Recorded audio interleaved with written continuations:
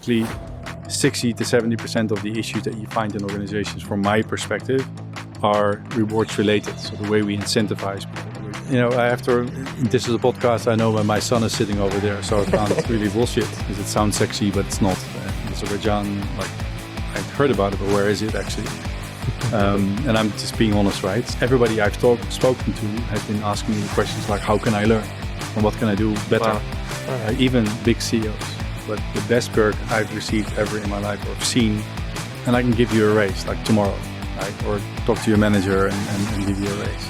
Do you think trust is enough for such a thing? No. First of all, this scene is not created by AI.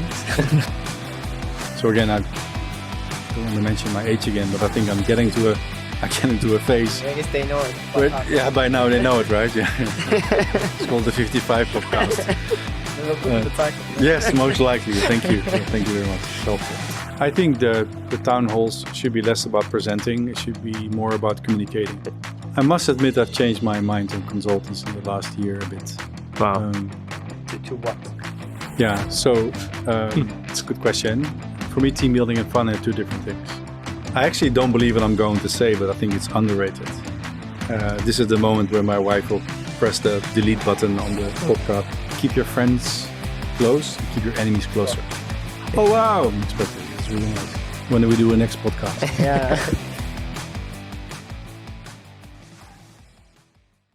So hello everyone, welcome to the first episode of the Innovation Podcast. Today it's me, Farid, and we have Hussein with us. And we have today's guest is Chief People Officer and Deputy CEO of Pasha Holding and Pasha Management Company. Hussein, what do you think? What does Chief People Officer do? I believe Chief People Officer has the objective of being an inspiration for the people inside of company and a great leader, I believe. And today, I guess we have a great example. Yeah, we have man himself. So Ad, can you please hear from you? Who is Ad and what does he do as a daily routine? Yeah, being Chief People Officer.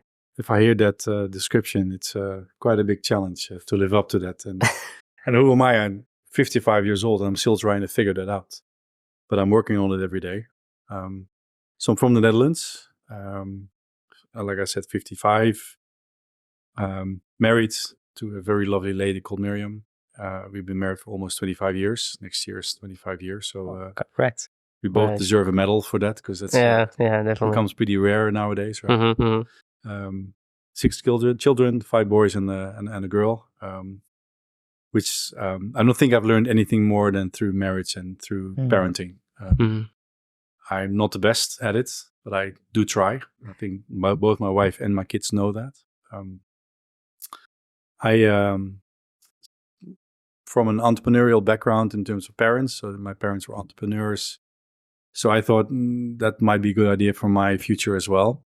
So in my studies, did what is now sort of the e-commerce, but I did sort of the retail side in terms of studies.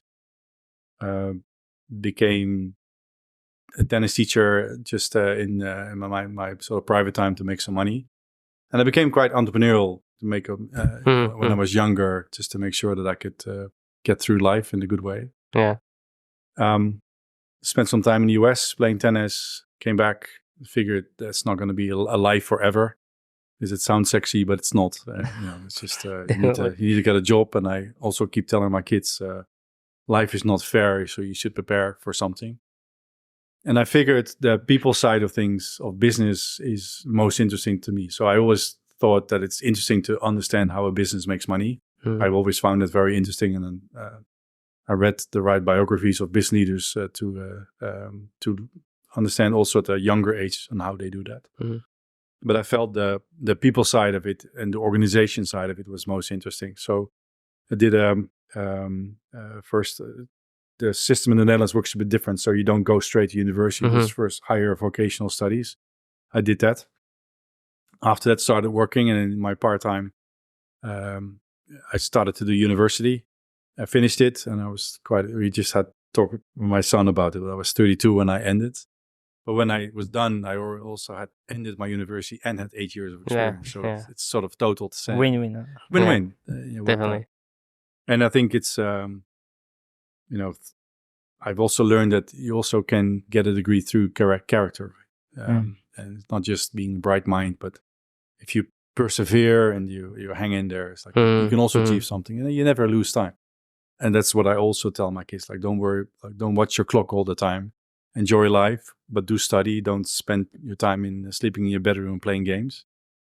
So I did that, and then a pretty traditional HR career, actually. So I think I've done every imaginable HR job there is to find. Obviously, been doing it for a long time, since I'm incredibly old. Yeah. It's ABB, SCA Brown Boveri, General Electric, then Philips for almost 20 years, which is enjoyed the first minute and enjoyed the last minute. So it's been quite a ride. Lived in the US, lived in Singapore, lived in Qatar as well for some time. When I left Philips, I started my own company together with my wife.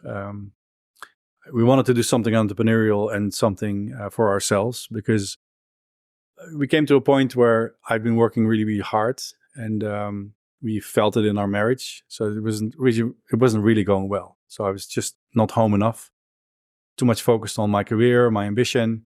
And then you become very successful in career and you basically fail at the home front.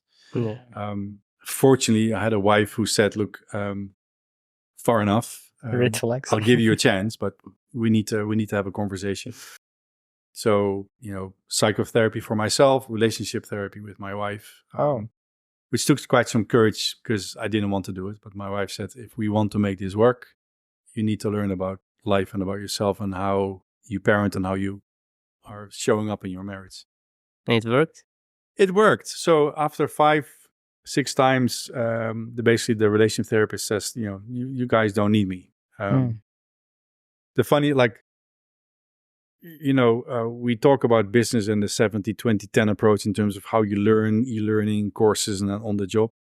But we forget the life lessons we have at our home front. Sometimes we do learn them, but we forget to incorporate them into our daily lives. But it also means that sometimes you go back to school, and maybe in marriage and parenting, it works the same way. So I went back to school. I learned. I think that took some courage. And I think I've been kinder to myself afterwards, kinder to, I think, in my marriage, and kinder to my kids, hopefully. Have you had a feedback session?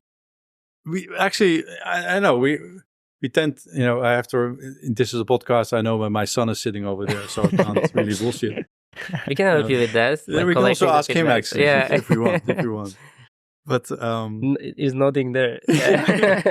No, but look, I think what we try to do, I think that's the key. What we try to do, Yes. We have 6 kids, so it's a busy life. Yeah. So I also have an opportunity to learn a lot. So I think that's an advantage I have, which is like a natural advantage. But we do try to talk a lot, and I think all my kids had struggles, like every single kid in their lives. And if we don't see struggles, often we don't look closely enough. But I think we learned also through my wife, who's been, I think, one of the most courageous people I know in my, I think she's one of the most courageous people I know. So not the most courageous person. We tend to look at issues right in the face, which I think I've tried to do also as a learning into my work. So, Dutch people sometimes have the reputation to be like direct, which I don't, I don't subscribe to that, because I think they're sometimes pretty vague.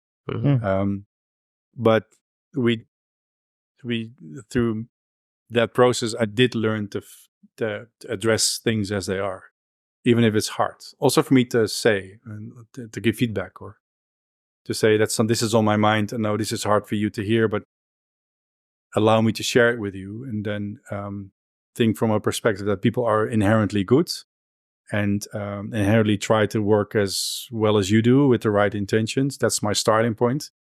And I've learned to use that trust to also to share what's on my mind, even if it's hard to share or hard to hear. So I don't know, a lot of life lessons through a bit of a personal side, but no, it's a lot of life lessons there. Definitely. Yeah.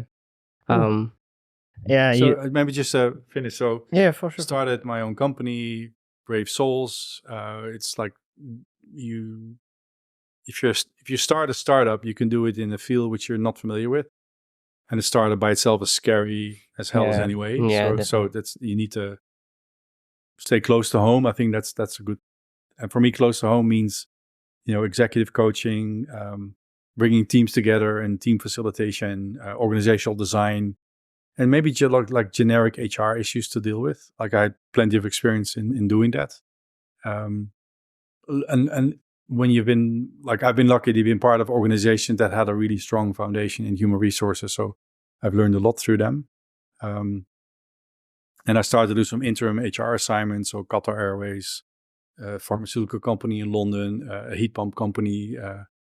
And then I got a call for Pasha to say, like, can you help out here? Which was interesting because I didn't see it at first. I thought like Azerbaijan, like I'd heard about it, but where is it actually?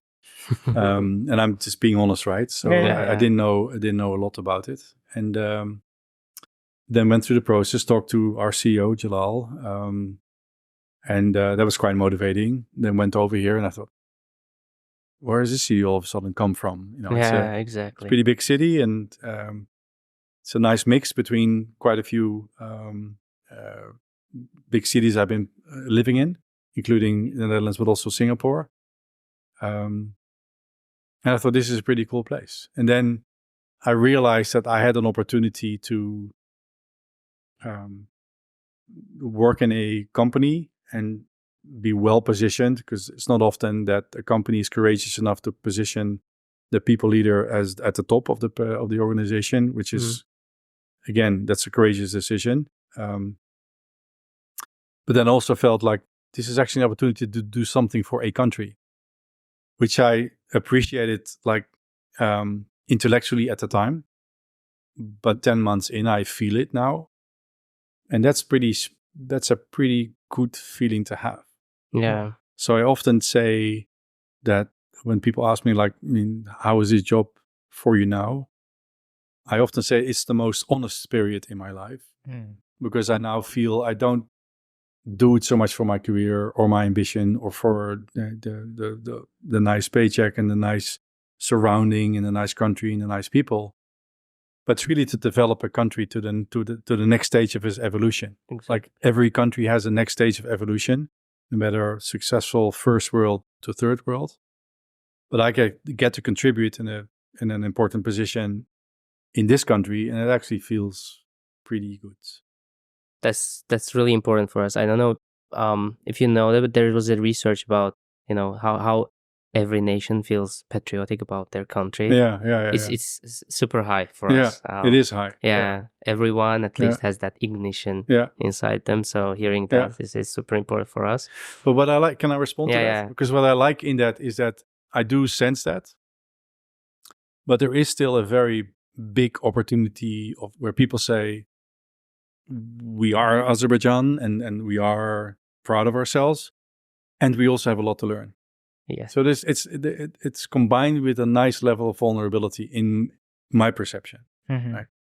Okay, I see. Cool. Actually, let's jump into the position itself. So, as a daily routine, as a daily responsibilities. What chief people officer do? What would be more interesting about talking about KPIs? Like, you want to? We're not going to talk about KPIs, right? What, like measuring the success of the of your role, let's say, and then delving into it. I think a big measure of my so let's say a few things about the role itself, right? And then let's see how we measure it. So, I think my role is particularly important to create more of in a next stage of evolution for us to become much more purpose-driven, which I think we'll talk about later when we talk about different generations.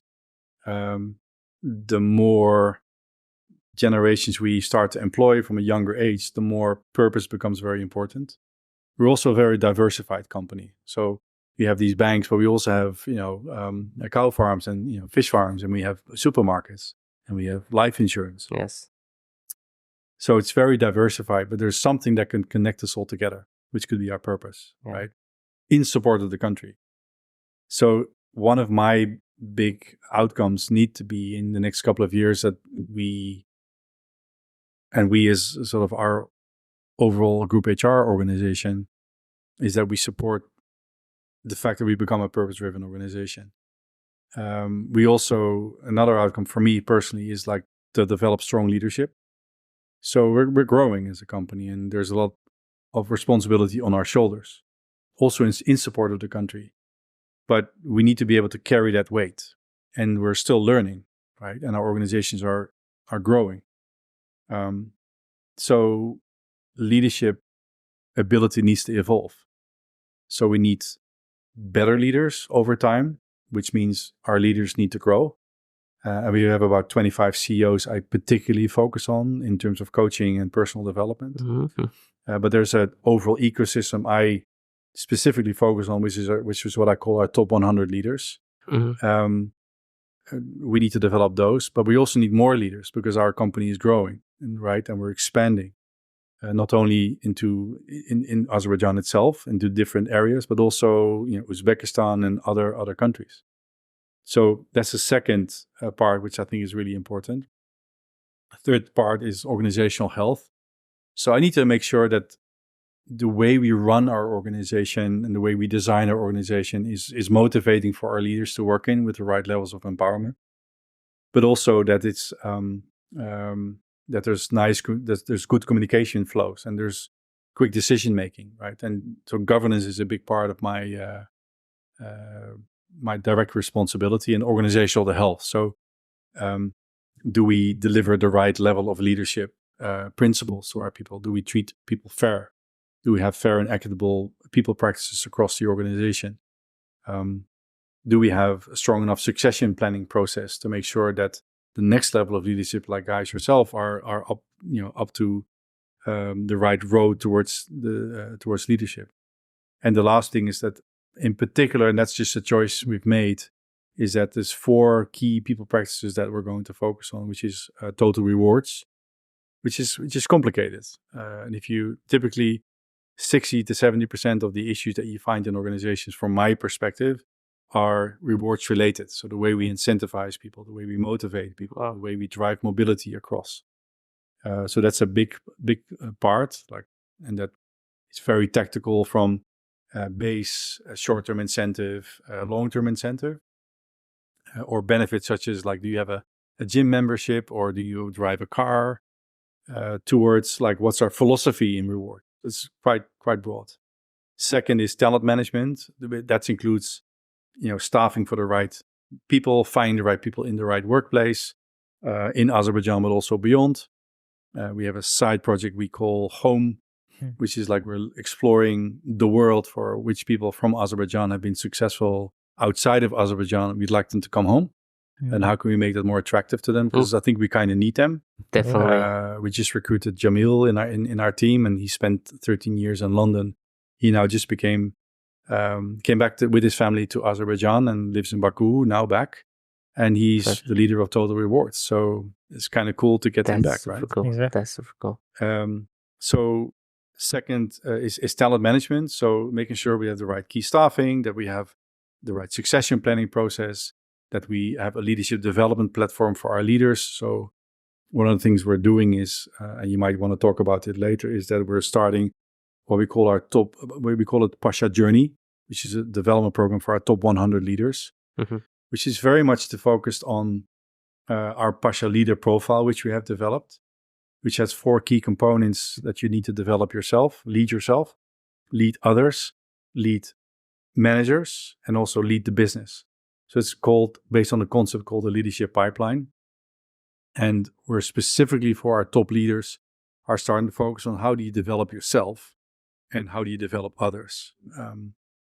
Anything you do when it comes to development in terms of leadership, you always focus on self first. You need to understand first yourself before I develop the ability to be able to lead others. So that's in talent management and many more things that we're doing. I think maybe one nice thing to do is that we also start the talent review process.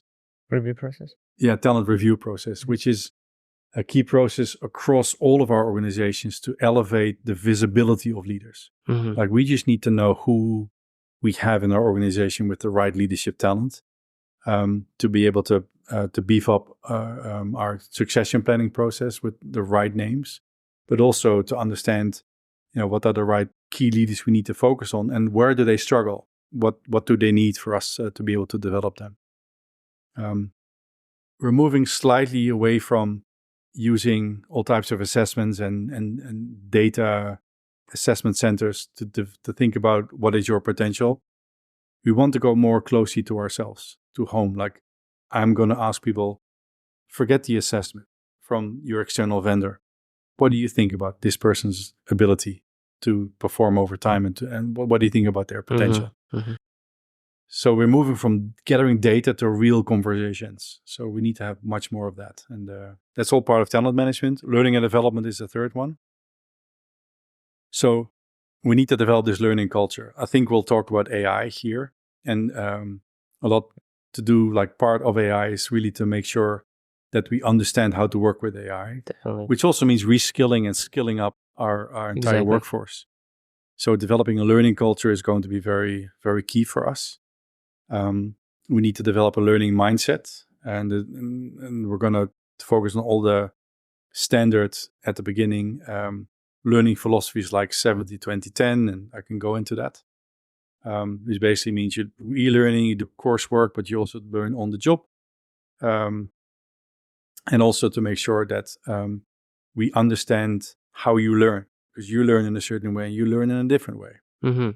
But we both need you to explore opportunities in organization and live up to your potential. So we need a group approach, but we also need an individual approach. We're building academies, which means that we're going to specifically build something for human resources with a rich enough curriculum, which includes internal mobility opportunities to make sure that we can develop our HR people. But same for finance, same for our data specialists, same for our digital specialists, same for the innovation guys. Yeah. So we're developing an academy infrastructure to make sure that we can position the right content owners to fill sort of the house of academies with the right content. And then we find a way to make sure that all of our organizations can benefit from that. Yeah. And last point is strategic HR, which is I shouldn't get too much involved in human resources. That's for the strategic assets themselves.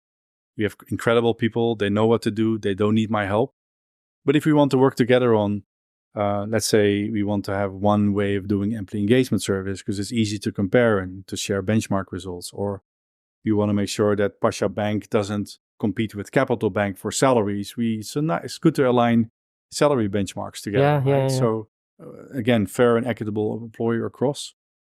But those are the four elements that we focus on the people practice side. That's basically my job, which I'm trying to do. Yeah, I wouldn't say basically.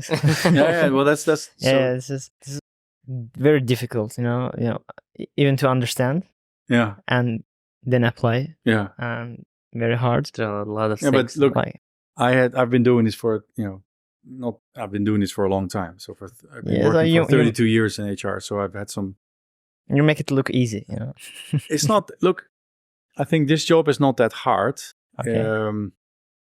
I think you need to use your heart and listen to your heart and reach out to people and connect with them to build trust so people talk to you. And yeah, I mean, the content itself is not so difficult. You spend a week on Google, you can learn a lot, and our friend ChatGPT also can give you a lot of information. But it's how you use that information. Yeah. And set the right priority. But you have to listen. Like I've been 10 months into the job right now, and I've only started to deploy the strategy like in the last week. So you can say that's a bit late. I think it's in time because I first listened to the organization on how do I serve them and what's, from my perspective, something else that we can do to help them evolve. We put that together and we talked and we did stakeholder analysis. And now I think it's time to deploy what we think we need to focus on. Mm-hmm. This is the result. Exactly. So, you make it sound so easy. I've also had some time to prepare sort of the strategy itself. Yeah. And so that it makes it easier to explain it. Yeah. It's actually a nice way to test if I'm able to explain it in a good way. So You did perfectly. Definitely. Yeah. But so 10 months, and 10 then months. your observations of the not just Pasha Group companies. Have you had a chance to talk any of the leaders outside of the group companies? More and more. So I first wanted to get to know the people inside. I think Definitely, that's yeah, that's definitely. But there's some other companies I've been starting to talk to now.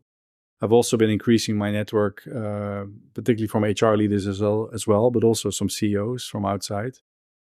We are fortunate enough that we have some independent directors in our boards, which is something that I'm also quite personally involved with. And to be able to talk to them Great. and to get their perspective, it's nice to hear that they admire Pasha quite a lot. But they've also been quite straightforward in terms of how we can do more or do better. Yes. So that's been nice. That's been nice to hear. I must admit that we've been able. I think we're quite fortunate to be able to work with some of the best leaders in Azerbaijan in our boards. Quite fortunate, I must admit. So so in those, let's say, overall, let's talk about leaders in Azerbaijan. Where do you see the biggest improvement needed? Challenge, maybe. Yeah, the challenge as well. You had a quiet time, 10 months.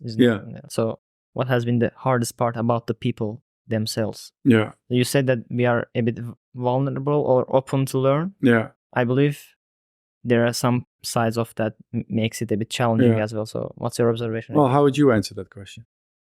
For me, I believe Azerbaijan people are a bit stubborn to the things that they have attached previously.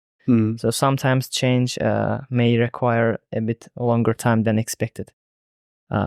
So like having a new way of perception or vision makes it challenging to all people that are involved in the whole operation. So I believe one of the hard part of people is this, I guess. And the second maybe the as generation passes, I believe, as you said, purpose becomes more like important. Yeah. And sometimes our people do lack that purpose. This is hard part also to have that purpose, to find that purpose, to make that purpose. Maybe it's my observation. Quite insightful. Yeah, I think we love comfort zone, by the way, as a people. Yeah. So that's my observation so far. And then talking about from the leader's perspective, leaders love it when it works, and then I think they don't want to change anything. And then comfort zone for leaders don't always mean that it's also comfort zone for everyone else in the company. And then they don't want to change their style of management. They don't feel like I need to improve, or there should be something wrong, or there's nothing that I can improve. So I think we are kind of addicted to comfortness. Stereotypical programmer, like if it works, don't touch. Yeah, exactly. Yeah. Not broken, don't fix it. Yeah. But not always. So you have to go down and observe people working and then talk to them and feel them, learn more about them, and then you'll understand your culture, your people more. I think that's something that we lack in most of the companies, but we are definitely improving on that area. We have great leaders right now. We are also feeling lucky, as you do. Yeah. But other companies, that's something we observe. So, can I respond to that? Yeah, please. What do you have? Because it's interesting, because you're both young, right? So you're both from Generation Z. So it's and I think I understand what you're saying, but from somebody who's not from the country, and then now more and more realizing what happened in the last 25 or 30 years in the country, actually there has been a huge amount of change. A huge amount of change, which required a huge amount of courage. You had to make some really fundamental choices. And after you make those choices, you also need to follow up on that, on them, right? So, and also, related to like, if it's not broken, don't fix it. I think that's also quite universal. Yeah. Like, I could go, and I'm not saying you're wrong. I think I recognize what you're saying, but I think that accounts for every single country that I've ever been exposed to, right? Right. So I think the development the country went through in the last 30 years, which I only now start to realize in the 10 months that I've been here, I've been like, that's an incredible amount of change, which required a lot of courage. And a lot was broken from the angle of we really would like to do it different. And from that lens, a lot is broken. But still this beautiful culture with these beautiful people and the food and the hospitality and the kindness in the hearts of the people here, it does require some smart brains to be able to build this city and to build this financial infrastructure. And yeah, there could be oil in your ground, but there needs to be a way to find the right purpose way to exploit it and to make deals with the right people and still keep your integrity. Yeah. Mm-hmm.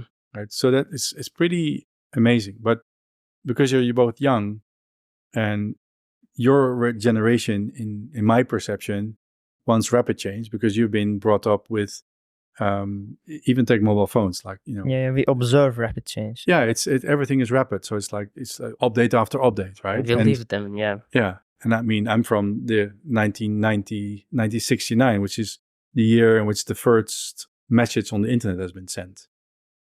Right. I'm from the year when the first ATM machine was ever being used. So you guys think that's all normal. It's absolutely not normal if you're from the seat I'm sitting in. So you're used to rapid change, but you're also used to your point on purpose, on that you want to know why you do what you do. Exactly. Right? Mentally, rationally, intellectually, but also you want to feel that as well. So the people that you surround yourself with, you want them to feel that too. And if you're working from leaders, particularly from my generation, or even a bit older, and I think everybody's older than you guys, they're not been brought up in a purpose-driven organization. These themes have also been popularized by Simon Sinek and I mean all these other things which I admire. So we're still getting used to that, and now we realize what's actually the power of that. So I think we now start to learn more about it and actually start to understand this might be the way, not only to unify a diversified organization, but also to connect multiple generations of people together. So if you then ask answer that question on what do I see in leaders in Azerbaijan, I think you're fine. I think absolutely you're evolving. I do like the sense of vulnerability. So I've not, reason from a positive perspective, everybody I've spoken to has been asking me the questions like, how can I learn? And what can I do better? Wow. All right. Even big CEOs.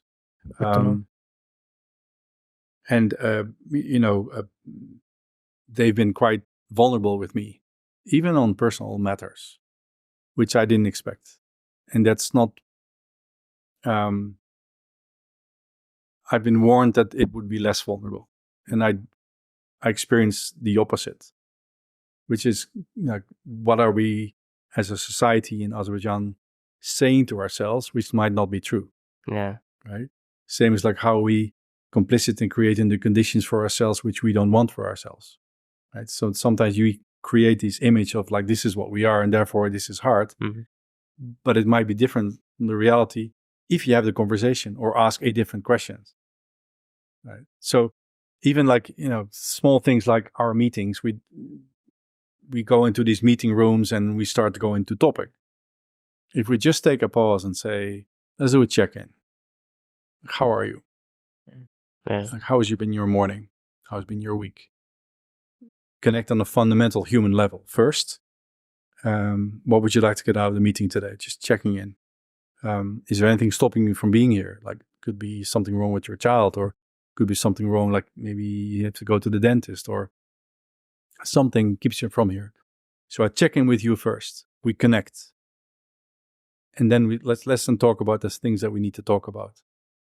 So just to get into the mode of having more conversation with each other about the non-work parts before we get into the work parts, which is a fundamental truth, because if you want to work with somebody and build a relationship, you first need to get to know each other. And sometimes that requires a personal conversation. I just feel that we're now getting in our evolution into the phase where that becomes more possible. And what I've noticed that whenever I started to do that, and I'm not the only one, people are really appreciative of that. And beautiful stories come out. Definitely. So you're just ready for that. I'm proud actually to hear about leaders that you're coming, that they are vulnerable, they are ready to learn. Yeah. On even personal matters. Yeah. It's good to know. But even look at our own leaders and our own, like take Jalal, take Farid Mamadov, like take Farid Husseino, Javid. They're all the same. They all have that level of vulnerability with me, at least. That's great to hear. Yeah. That's great to hear. Yeah, I'm inspired right now. All right. Yeah, no, that's good. That's good because you need to feel that. Exactly. Yeah. Okay. So we talked about AI a bit over there. Okay. And then we talked about total rewards. But let's talk about it a bit more. We have different perks in different companies. Sometimes even people, when switch to jump from company to company, they're considering that. What's the most, let's say, overwhelming or the positive, the best perk Maybe you have the ever interesting seen? one. Yeah, the interesting one that really connects with the people. It's not just a perk like gym membership, but really connects with the people. Yeah, it's a bit of a cheesy answer, I think I'm going to give. But the best perk I've received ever in my life or have seen is a human leader. Yeah, I expected that. Yeah. Why did you expect it?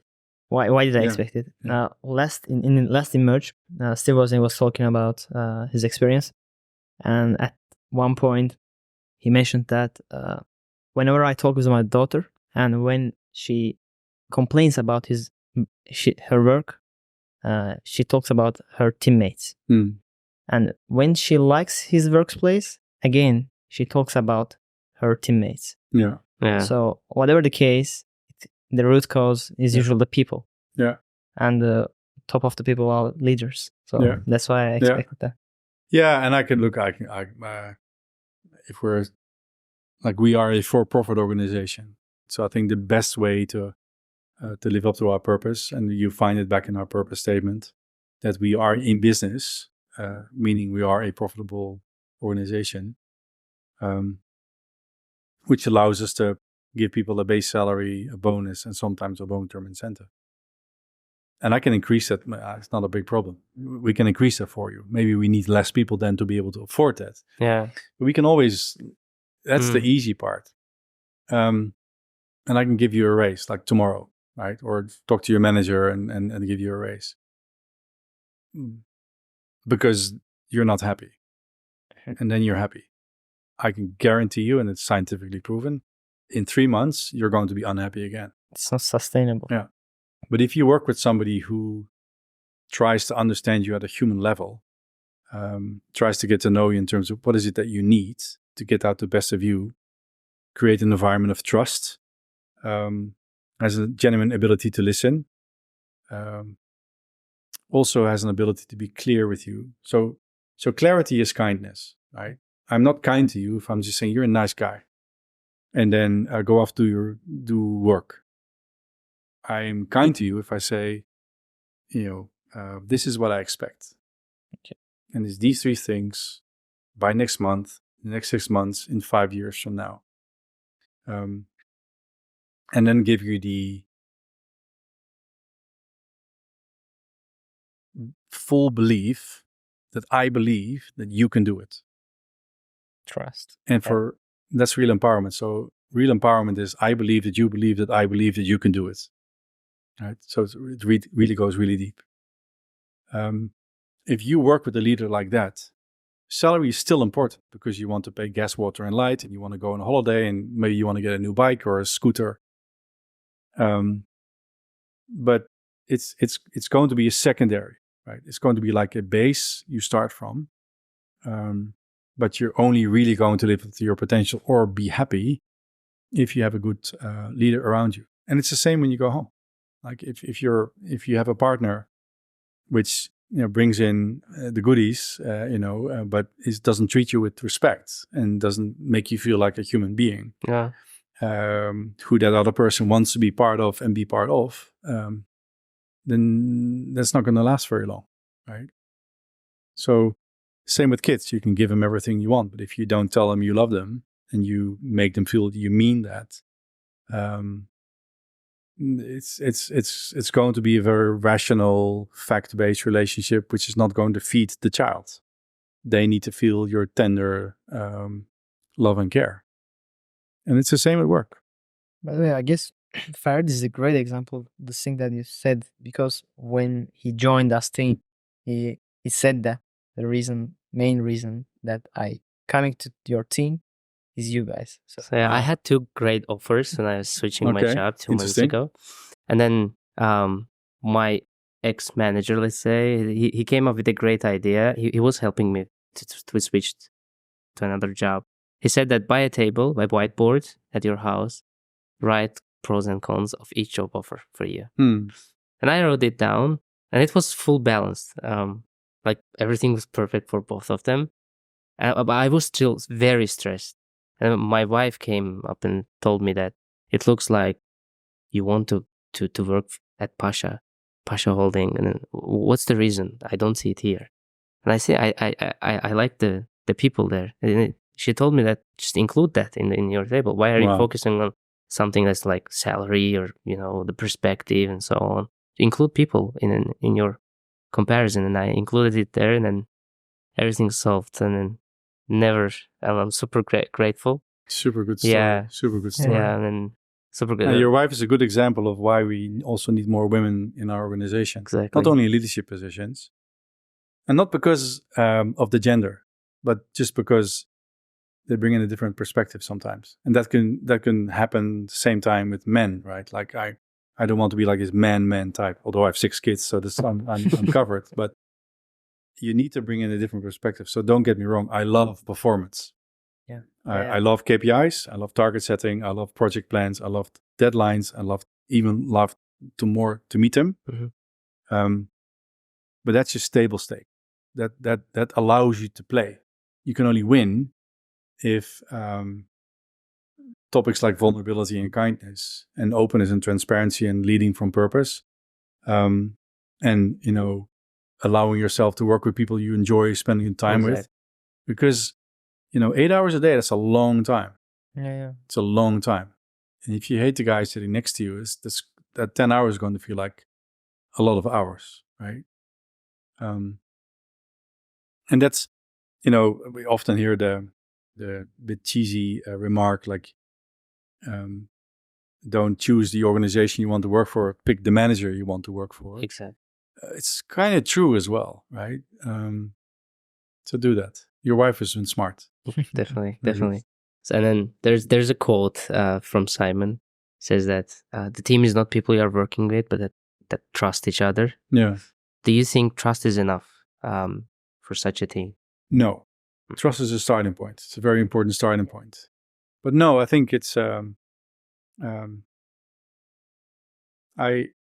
I'd like to surround myself with people that I trust, which is a big responsibility for myself. So to be able to trust, I need to be trustworthy. Yeah. Right? It doesn't work one way. It's a two-way street. And when you establish that trust, one of the big reasons to establish trust is to be able to have conflict.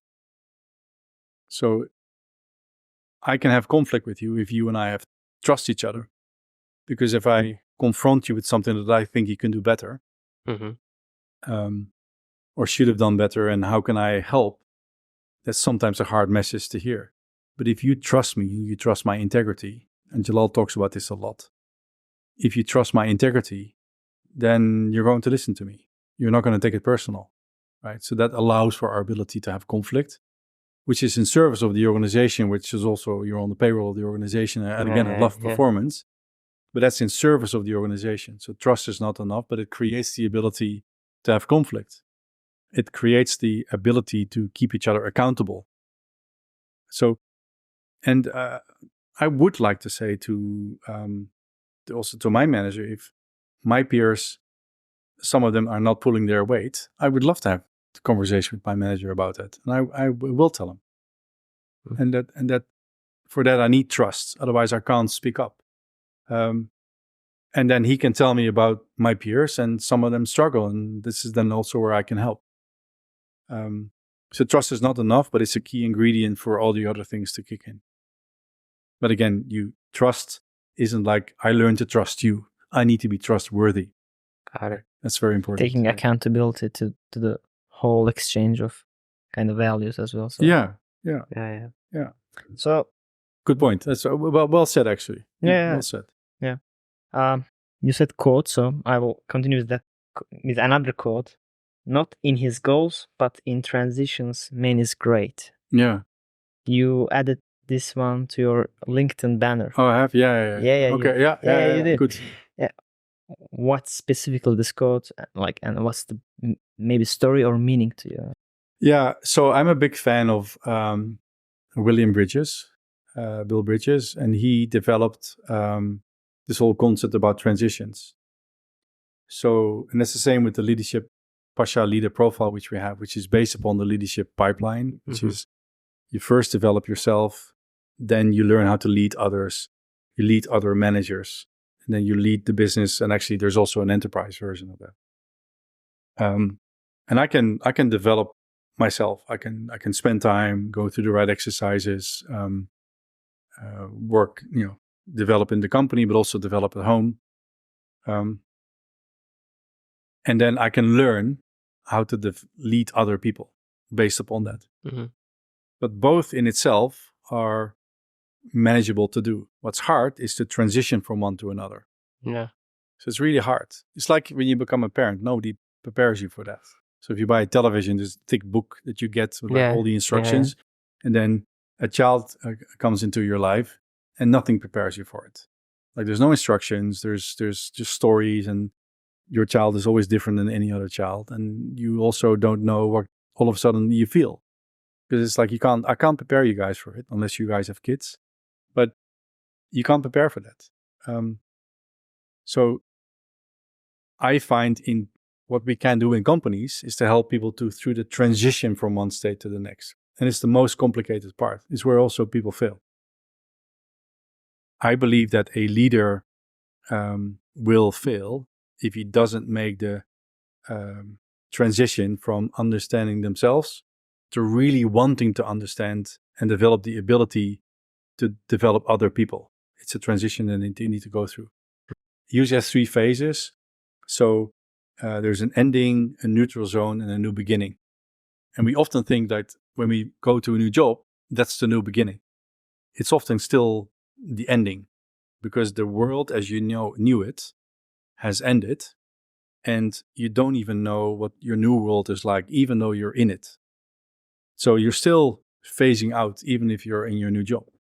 And then you start to realize that you've left your old job behind after some time. Yeah. Like you don't think about it anymore.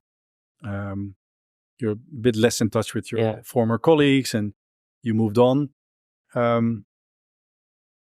But that's the neutral zone, because then things start to become fuzzy, because you don't know yet your full responsibilities yet, or your new colleague. You haven't built the trust levels yet. You haven't yet built the ability to have conflict with each other. So everything you knew back then doesn't exist anymore.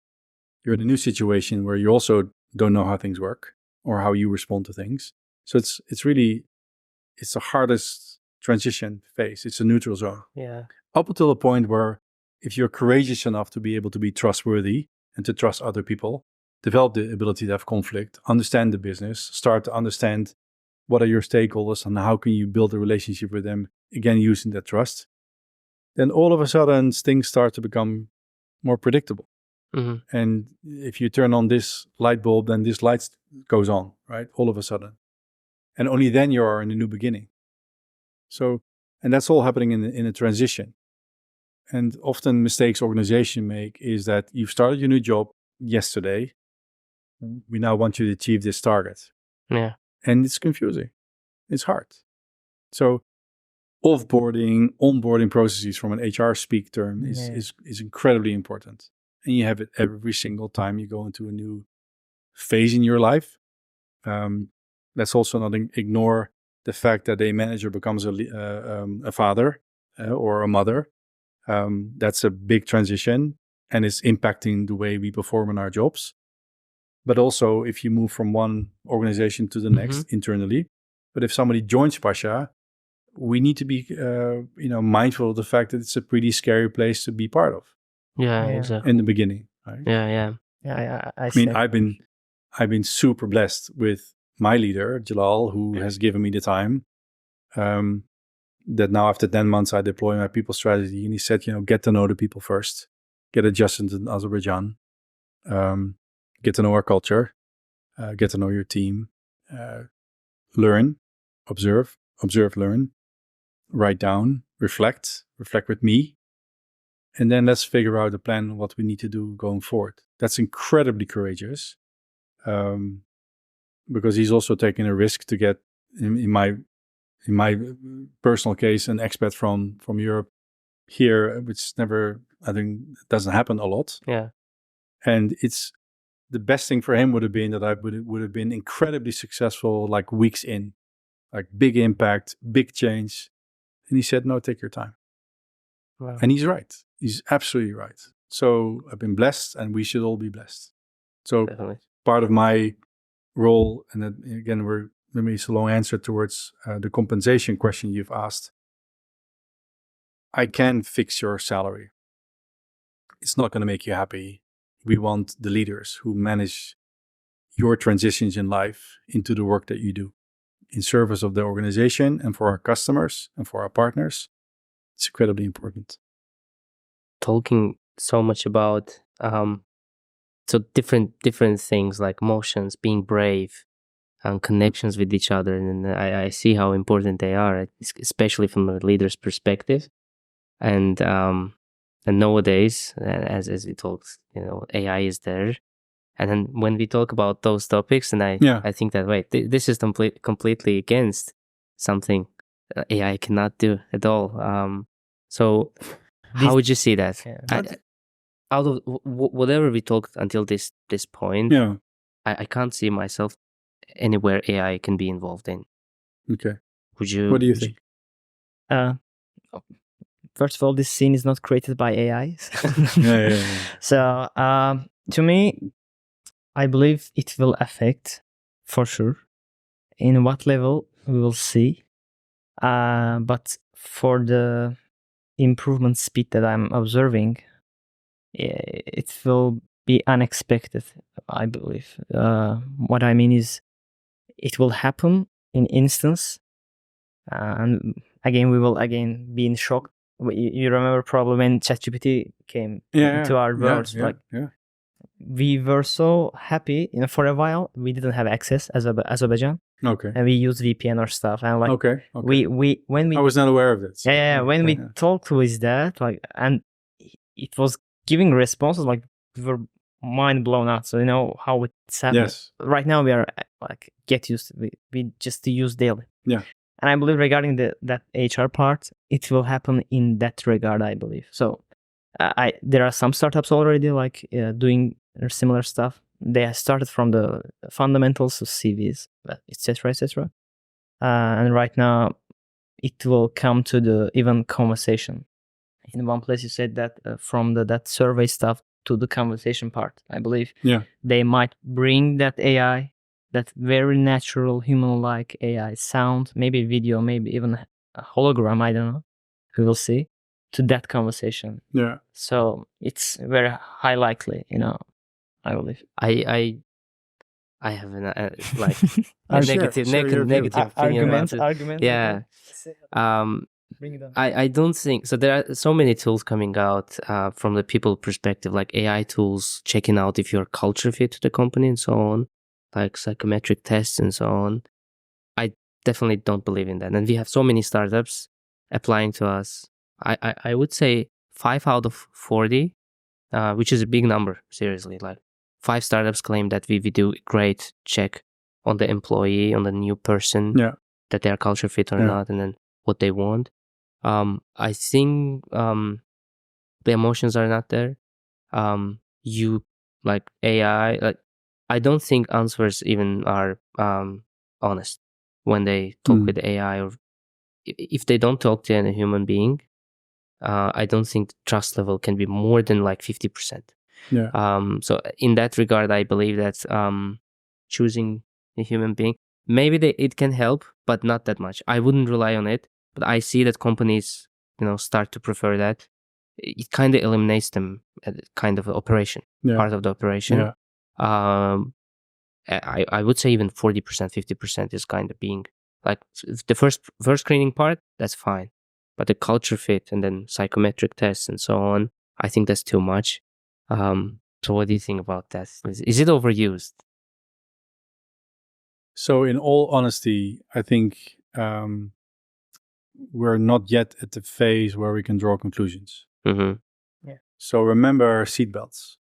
Mm-hmm. When seatbelts came out, there were strikes because people didn't want to use them. There were organized unions supporting the ban of seatbelts in cars. Well, it's just a simple tool to keep us all safe, right? Yeah. So we didn't understand seatbelts when they came out.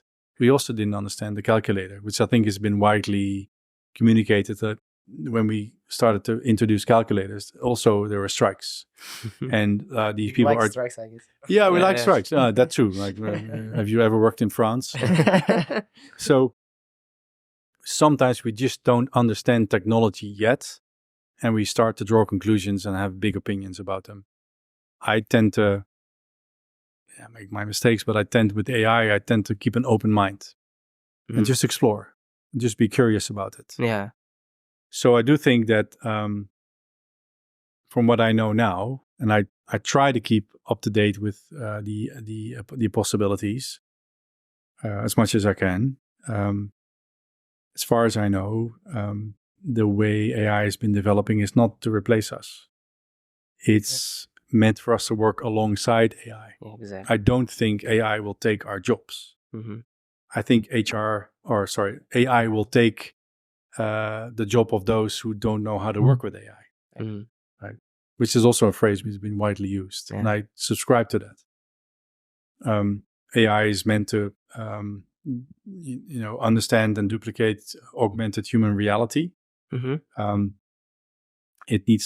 It tries to get to know you as much as it can, and try to, for now, take over the routine task, which you don't want to do anyway. Right? So AI is being positioned to take away the routine jobs of, like, we can check your resume, and then, like, even we use these tools now, right? And they check these things. Exactly. Yeah. Like, okay, it has a university degree, or this is the profile. These are the 7 checks of the 10 that are green, and therefore you go to the next stage. An HR manager doesn't want to do that. They don't want to check that resume because, like, I just opened one position and had 1,300 people applying for it. Yeah. We just have AI give us the top 20, given the check marks. It looked pretty good, actually, these 20. Mm-hmm. So unless you want to sift through 1,300 resumes on your Saturday evening, which I guess you don't want to do, AI is a pretty useful tool. Definitely. And ChatGPT, I think, if you look at any podcast and conversation with Sam Altman, and even the one he had with Bill Gates, is that it's really, they think ChatGPT is at its infancy. Right? It can do 1% of what they think it should be able to do. Yeah. And it's pretty incredible. I mean, I also use it every day, and I encourage my team to use it. But I encourage them to use it in a way to partner with it. So I tell them, this is an issue we have. Try to think of a solution. Ask ChatGPT what it would do. Compare notes, and then draw your own conclusion. Like, if you have also those, I'm not sure, I use the software a lot, which is, if I receive information, is it written by ChatGPT? And it shows you with a 98% certainty ChatGPT. That's just not interesting for me. But if you use AI to form up a better opinion, a more informed opinion, that's pretty credible. I think that's pretty smart. I coach a leader in the US.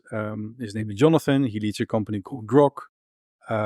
They developed a super fast chip to help us with inference and compute power to make sure AI becomes faster, which enables voice. which you can do with ChatGPT already, and then it's just a hell of a lot faster with natural voices, which makes sure that for customer service jobs, which you don't, as a customer, you sometimes don't want to pay for because you want the cheapest product, AI can help you, can help that company help you to serve you with your basic requests. And it's nice to be able to talk to a natural voice. And at some point in time, I'm pretty sure you don't know it's coming from AI, but it's a pretty informed opinion. And it's there for you 24/7. Also, I think what's happening with AI is that you have ChatGPT, which is one. But then there's Claude on the other hand, which is another ChatGPT type product, which is much more empathetic. Yeah. Right? Their answers are much more empathetic. So I agree with you. This person, which is a bot, will not help you maybe solve some of your personal struggles which you have. But for some basic level, for some people, which could be, there's only 8 billion people in the world, so a lot of people need help. It could be available as a first point of entry for quite some people, right? So I don't think AI should replace people, but I'd like to work as much as I can alongside AI for the stuff that I don't want to do, or to just give me more depth in the work that I do. How do you envision the future of workplace? Like, let's say after 10 years, how do you see that AI will affect that? I have a couple of scenarios in my mind. Can you share them? Yeah, absolutely. So one of them, actually, this was like product of one of my colleagues' conversation. So we were discussing, and he said that in future, I believe, so right now we are having a 9 to 5, 9 to 6 jobs, but it will be shortened, like 10 to 4, like 10 to 3, and then we will have a time with our family. So the improvement will let us to have more humane things. This is one of my scenarios, and the positive scenario. Yeah, the positive scenario. The first one, the other one is after a while, the number of individual businesses will increase highly. So people will operate the one business solely with AI agents, and there will not be unemployed. It will be like self-employed for after a while, I believe. Interesting. And the third one is that actually Sam Altman also, I guess, mentioned the universal wage. So after a while, like when the employment rate is kind of affected by that, people will get a fixed amount of money to kind of live up to without working. After we are having a huge amount of kind of help from AI. So there are 3 scenarios in my mind. So is there any addition? I think it started a bit, by the way. I had a friend recently whose subscription has ended to ChatGPT. And he told me that I discovered that I cannot work. He literally stopped for 4 hours until his subscription was fixed back. And he was shocked. He's working in strategy and budgeting division. And then I was also shocked by him saying that he was a really hard worker guy, and then. But he said he could not work without. He said that I couldn't work for 4 hours straight. I was just sitting there at the office waiting for my subscription to be fixed, and then I was like, can't work without it. Yeah. So it kind of started. It makes him a prompt engineer. Yeah. Exactly. Yeah. Exactly. So out of the 3 scenarios, I see all of them should be possible. So what do you think? Well, on your friend, I try not to judge. It's addictive. And I think that's a good. That's a life lesson I've learned, also through my personal struggles, is trying not to judge. I think that's, maybe I'll come back to that later. It's also quite liberating for me. It's like, for me, not to force myself to have an opinion on you, good or bad, but just to be able to listen first and to absorb and to explore, and then slowly start to form an opinion without judgment, but more based on how I felt when I interacted with you. And it helps. It's very kind. In that way, I'm kind to myself. But back to the scenario. So I do, well, first of all, we're not going to know which jobs exist in 10 years' time. Exactly. Like 3 years ago, we didn't know the job of a drone pilot. right? Which takes 3 months to learn. Yeah. And then you sit in Seattle Yeah. and then you drop bombs somewhere in some country, Yeah. which is absurd and obscene. But it's a real job. So as much as and my kids will laugh when they ever look at this video, as much as I hate them playing video games, which I've never done, I'm just 0% interested in video games. We will come to back again. Yeah, no, we'll definitely speak about that. I'm 0% interested. Although I recently sat next to my son when he was playing one. I was like, We are on your side. yeah, that's him actually. But I was like amazed how that worked. But those types of skills help to acquire those types of skills in real life. Exactly. So neurologically, something good will come out of gaming. And again, if they hear me say this, they will say like, I should game more, and they shouldn't. And I'm very fortunate to have a wife who restricts it. She's better at it than I am, but she restricts it, and she's right. She's right. So you have nobody on your side at all. It's 6 versus 2, so but 2-person win, huh? What was that? Like 6, your sons and daughter against you two, but you two win. Well, we should always win. We're the parents. Although we're from the Netherlands, so parents don't always win. Must admit. So again, we don't know what kind of jobs will exist. We do know that the skills you learn today will be in some way useful for the future, but we don't know how. Mm-hmm.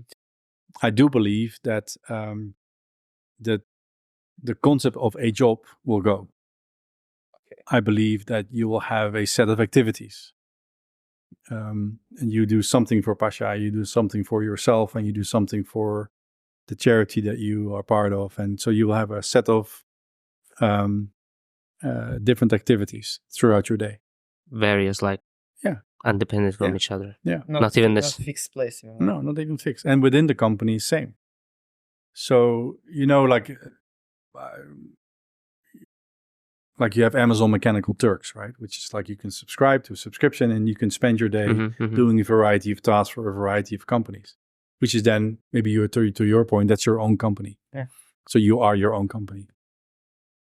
I do feel that in 10 years' time, hopefully retired, which I think is a concept also. Look, the concept of retirement is also, I think it's only 80 years old, something like that, or 90 years old. It's very, very, very young. Yeah. I'm not sure who thought about it, but I think it's a bad idea because I do agree. I think you by the time you've learned enough, you stop. And this should be the time of giving. So I think that will prolong. We'll learn more how to use our experience for a longer period of time in a more flexible way. So within companies, I'll do something for financial, I'll do something for non-financial. They need me at Bravo, they need me at Agoderi, they need me at Pasha Bank. Sometimes for Agile, sometimes for HR, sometimes for financial accounting. I think we are open to this. So I think, like we talked, like you watch the Marvel multiverse. Yeah. That's going to be the multiverse in your mind. Yeah. Wow. And I think it's less like you do an HR business partner or you are a financial accountant. I think that concept, and again, I might be wrong, and the future will prove it. I think that's much more the future. I also believe that personal entrepreneurship will exist more. Yeah, I do. Yeah. Do you think you'll like that, by the way? Yeah. Yeah, you'll like that? So had to have different activities, set of activities that are independent from each other. I guess my university life was something like that. Work, do some. I was in an intellectual game club. I was president. We were having a tournament. We were gathering 200 people in the same place, and we were having fun. After that, I was some part of charity. Also, I was working. So I guess I'm living in the future right now. But let's also take a step back, because we talked about purpose, and I think it's going to be a more important part in our life. Yeah. Right. Purpose was never a big part of our life, to be very honest. At least not part of the life I have perceived the last, we should never say I'm 55 years old. I've been living for 55 years. it's always been, you learn something, you grow up, you learn something, and then you deliver, and in return you get a salary through which you can sort of live. Yeah. But like the whole why, like why am I doing what I do, has never been such a big question that we've not been trained to ask. Your generation is a lot more focused on that, which I applaud you guys for. I mean, that's I think it's a phenomenal thing. But also you want more from life than just work. So you want to understand why you do what you do. And your why is going to be, all of your whys is going to be very different. Absolutely. Maybe your why is so different that you say, I am prepared to earn less money and work 6 hours a day in a flexible way because you want to live somewhere and you work remotely because technology is increasing and our ability to work remotely or things that we haven't conceived of, being possible in the way we would collaborate will also start to exist. You mentioned holograms and things like that. I think we'll be at meeting rooms where we're going to be looking at each other and you're actually sitting in Colorado. I do believe that will happen. Would I like it? I would not enjoy being part of that meeting room, and hopefully I'm not, but I think it will at some point exist. In a metaverse. Yeah, but if you look back at Star Wars, it's always right. George Lucas was not silly. Yeah. He's not silly. So it's a very big combination between lead more from purpose. That's also another reason why we need to start becoming a more purpose-driven organization as being Pasha. And develop leaders that reason more from that place and understand you better because they want to understand your purpose for them to be able to lead you. But then also to say, okay, we understand you want to do not one thing and have one position, but we know you want to do 4 things. And you also want to go home at 4:00. But maybe start working at 10, right? And you have a child and you need to sometimes go there and that's okay. Right, so it becomes very fluid in jobs that we even don't know it will exist in 10 years from now. Oh, yeah. So it's like, keep an open mind. Don't try to say AI is this, jobs will be that. We'll see. I'll see. We'll definitely see that. So speaking out of that, now it's interesting for me. Only now it becomes interesting for you? The purpose. What's a good purpose?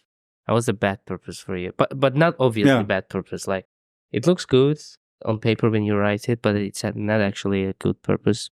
Let's say for a workplace, for not specifically Pasha, but for any Gen Z person. No, I find it a really incredibly good question and very difficult question to answer. Because it's easy to now go into stereotype type answers. Yeah. I think that's what you're trying to avoid, right? Yeah. Which is fair. Yeah. I think a good purpose is like what Google would say, don't be evil. I'm old enough to realize that being cruel to human beings is just hard, and it's the same for animals. So I'd like to do something good in the world. That's why part of the reason why I enjoy working for Pasha. I think a good purpose is also that something that just motivates me, right? So I'd like to subscribe to a company's purpose, which is described in such a way that it can connect 1,000 people, or in our case, what is it, 26,000 people? Yeah. So it needs to be well thought through, and I don't necessarily need to be part of creating it, but I want to be able to work with somebody who make me feel it. That's a good purpose for me. A bad purpose is, I need to think about that a little bit, but I think if I really try to do speaking and thinking at the same time. Take your time. Yeah, I know, but but I think it should be obvious, and I haven't thought about that type of question. But I think something that would hurt humanity would be a bad purpose. Like anything that would make me feel like I shouldn't be doing this, is something that's bad. I don't know. I need to think about it. Okay. I might have to. You will have a lot of time to. This organization runs a lot on WhatsApp, so I'll send you WhatsApp. All right. Okay. So should we Maybe a bad purpose is just simply sets a purpose that doesn't inspire me. Yeah. Like, Then it's not a purpose. well, look, in my unique situation, and everybody's situation is different, I work apart from my family. mhm, So I work in Azerbaijan. My family lives in the Netherlands. We are thinking about coming over here because we miss each other. But until then, I'm here. mhm, And I sometimes feel very lonely. mhm, And sometimes it's hard to connect with even my wife and with my children. And I fully believe that my wife and my kids and myself, we do our best. mhm, So it's hard. It's Yeah. very difficult. If I work for an organization which I don't subscribe to why we're doing this, like in this case, it's easier because people like Jalal and Mir Jamal have been explained to me at no end, taking their time to explain to me like why we do what we do mhm. in service of the country. It like I said, it's the most honest job in my career. It has become very important to me. I must admit that in the same situation, working for a company which is all about sort of greediness and making money, and I have worked for an organization like that, which I ended, and I've been courageous enough to say enough, because Yeah, I just can't take it. If that would have been in this situation here, I would not have been sitting in this seat. I would have been home. Got it. I mean, Yeah. we'll later talk about sort of my favorite book, and I'll mention something, but I feel I should give myself the true freedom of not living a life where I need to depend upon the praise and validity of other people on what I do, but believe in what I do myself. And if we didn't have this purpose, I would not have been here. I would have been home. But we have this purpose. Just rest it. Be at ease. We Nah. have this purpose. Okay. Take a deep breath. Does it make sense to you? Does it make sense? Definitely Perfectly. does. I think it comes to the same question. For me, was the same thing. Choosing the purpose when I was switching my job 2 months ago. Same, right? Yeah, Yeah, the same thing. Yeah. It's just that people, the team, the purpose would be why we are doing this. Are we Yeah. in this together? Are you also feeling the same thing? Yeah. And then understanding that people have the almost same purpose with you Yeah. individually. Yeah. It's also another inspiration source. Yeah. Like, wow. Like Yeah. there's a really low chance that we have the same purpose of Yeah. in working. Yeah. Yeah. In another company. Yeah, it goes my story, like my background as well. So from my region, Nefchala, I raised there. Which region you're from? Nefchala, have you heard? I've heard the name. Don't ask me to pronounce it Okay, as well I as will you not. did. I will but, not. I have heard about it. Yeah. have to You're bring actually some- one of the few people who have heard, actually. Yeah. So when I was there, I was watching some motivational video series, like, so my purpose became to grow and improve myself. So basically, and the way I kind of achieving, I believe, is having an environment for that. Yeah. And I was preparing and studying for the final exam for the university entrance, and my main goal was to going to Baku Higher Law School. And the reason was not some major, for example, not the computer science, not the place was the reason. Mm. And the place, because it brought people like me, the people like raised in regions with a great dreams that will do anything to achieve them. And I was lucky to get into that place. Wow. Yeah, and I found that people actually, and they made me better. Yeah. I hang out with them, and after a while, so I'm glad with my improvement. And the reason actually that I'm also joined to Pasha Holding as well was the next level to me. So I thought, like, okay, I'm about to graduate. What's the next phase? What's the next level? The environment that I have to be. Yeah. And right now, here's the answer. Yeah. No, very good. Very Yeah, good. that's Yeah. really good. Really good story. That's good. Yeah, and Look, let's also mention one thing, right? So there will be people listening to the podcast and say, well, yeah, it's easy. Mhm. You have a roof over your head, and you can feed your kids, and you can sometimes go on a holiday. I also believe that part of everybody's purpose needs to be to help other people. right? So as leaders in this organization, we should always check in with our people to say, like, are you okay? Right? Some people do struggle financially. Yeah. They do struggle emotionally. They do struggle socially. I think the three of us, we're both pretty lucky if I size us up correctly, right? Yeah. And again, some people on this podcast will be listening and not feeling so good and worrying about whether or not they're going to make the month, or feel lonely, right? Or maybe are dealing with a health issue. So for those of us lucky enough to be able to lead a life of purpose, often means that we're okay. Also have the obligation to help other people. Let's also not forget. Yeah, actually, you said retirement, and you said that you don't like that stuff as a retirement. I would like to change the retirement to kind of helping people face. Yeah. You are changed. You worked, you learned, you gained wealth, hopefully, and it's time to give back to the community. You don't stop, you don't rest, but you finish with a legacy. Yeah. I think it's again another transition. Yeah. Right. So you go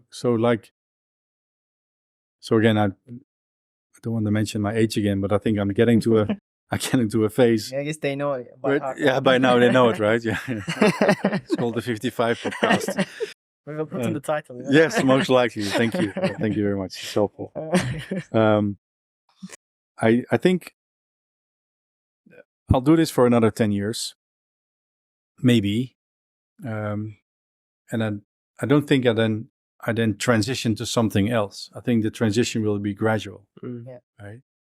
And the more I find the courage to be able to talk to my surrounding, which includes my family, which includes my work, to talk about my developing ambitions, which could be doing more work or doing less work, or being more parenting or less parenting, or maybe at some point in time there will be, other family members. Like, I don't want to mention the word grandchild, but it's hard. My son will kill me. But at some point, those dynamics might happen, right? So then you transition to something else, and whatever that else is, I don't know, and I'm also not so curious about it, because I also have this phrase, like, you have to follow the breadcrumbs. Whatever happens in front of you, just pick it up and give it a try. Right? Just be courageous enough to pick something up. Life throws opportunities at you, or takes them away. Live in the present, and pick up new things as they happen in front of you. And then we might put a sticker on it to say, well, that's called retirement. Yeah. Then at that point I will be retired. But it might be entirely something else, which might not have a word for it, or it might not have given or defined a form for it. But then I will be living that life, right? Yeah. Well, okay. Deep answers. Yeah, I also started to feel lucky, by the way. Yeah, I am. Yeah, and then there's a feeling that, wait, if I'm this lucky and there are people that watching this and then not feeling that much, we should be helping them as well in parallel. You must. Because I heard a lot of questions from my colleagues when they heard that I'm so happy switching my workplaces, and they come to me and then asking advice to say, what should I be careful of, just when I select my next workplace and then being happy. And one key point was definitely the manager that you said, the team, the environment, as you mentioned. And then when Tura called me is when I called her and then said that, Tura, I have twice better offer on the table, on paper. So what do you think? And then she said that I want the best for you.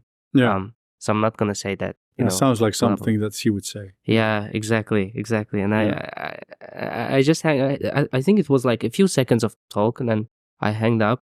I directly added it to the pros and cons. So when people tell me I have a workplace which is toxic, I work here and then it's a toxic work, and then I say that it's not the workplace. It's probably starting from your manager. And then I heard so many people calling the workplace is toxic, and then another people working in the same place, they said, I'm super happy. Yeah. We have a great team. So now coming to the question here that I wanted to ask you. But shortly, 3 things that you think a manager should have, a leader should have. A leadership. Yeah, a leader should Or have. you think that they are like let's say underrated or like overlooked maybe. So for Tora, it was me care. Yeah. She really cares about me. And that was without us knowing each other. We haven't worked this together, and she already has a care to me as a potential candidate, a friend Yeah. already. I was like, okay. Yeah, I don't often think in lists, right? Like we need to have these things, or a leader should do this, or Mhm. but then to like a few things that come up in my mind is definitely a vulnerability, Mm-hmm. definitely an open mind.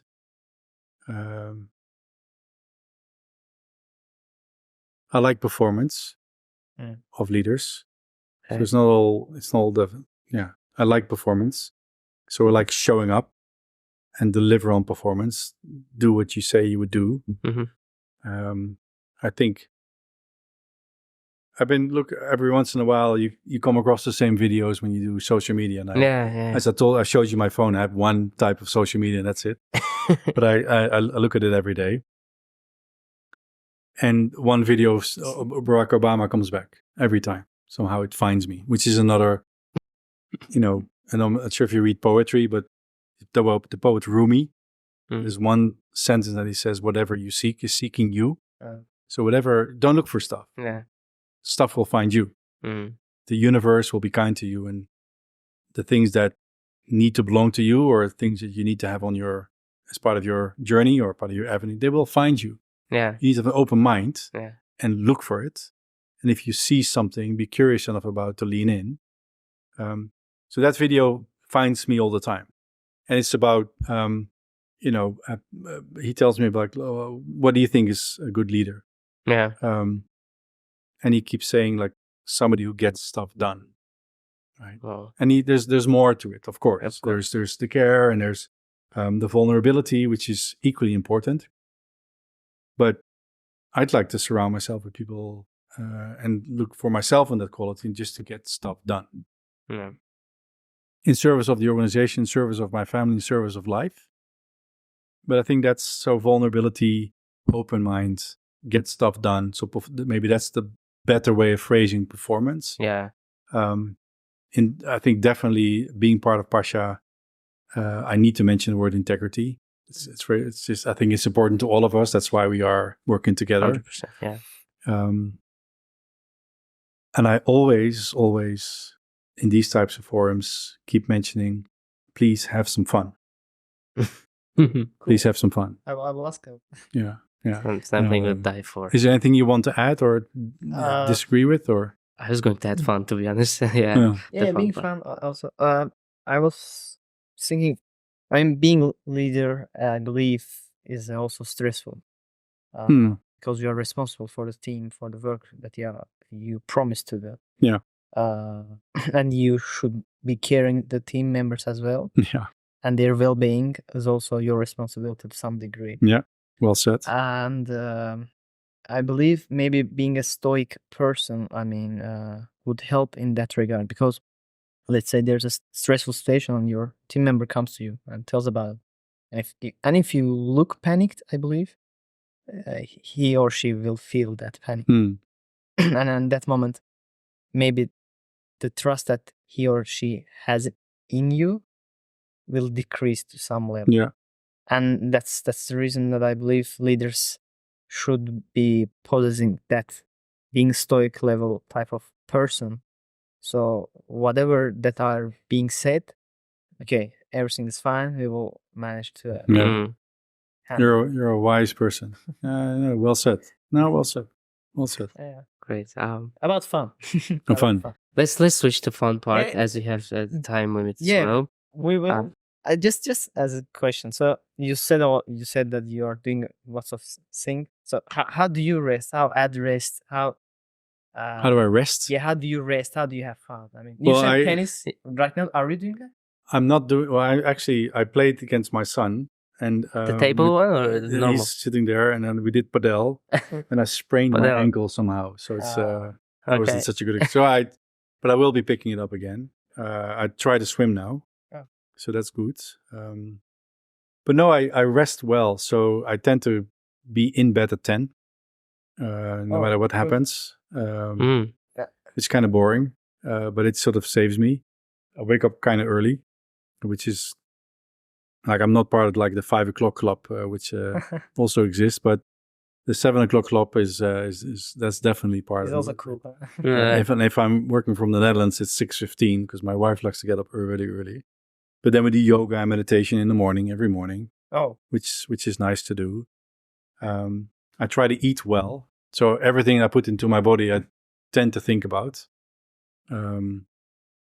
So I don't have an opinion on what other people eat, and I like McDonald's hamburgers as much as you do. I just don't think they're particularly healthy for me. Yeah.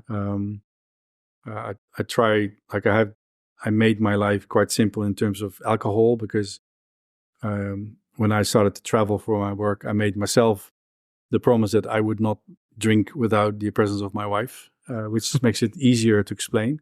Oh. And it's also nice because if I see her, I know I'm going to get a drink. But no, it's just that makes it easier. So I don't drink a lot of alcohol. I'm also not so good at it. But I like wine. I like we had limoncello, right, the other day. So I try to eat healthy. I try to sleep and prepare myself for sleep well. So try to not use my phone an hour before I get to sleep. Use digital distractions outside of my bedroom. So my phone is usually either not with me or on airplane mode somewhere. Yeah. I try to move as much as I can in terms of swimming or sports, although I should do more, to be honest. But I try to walk a lot. So that's just main.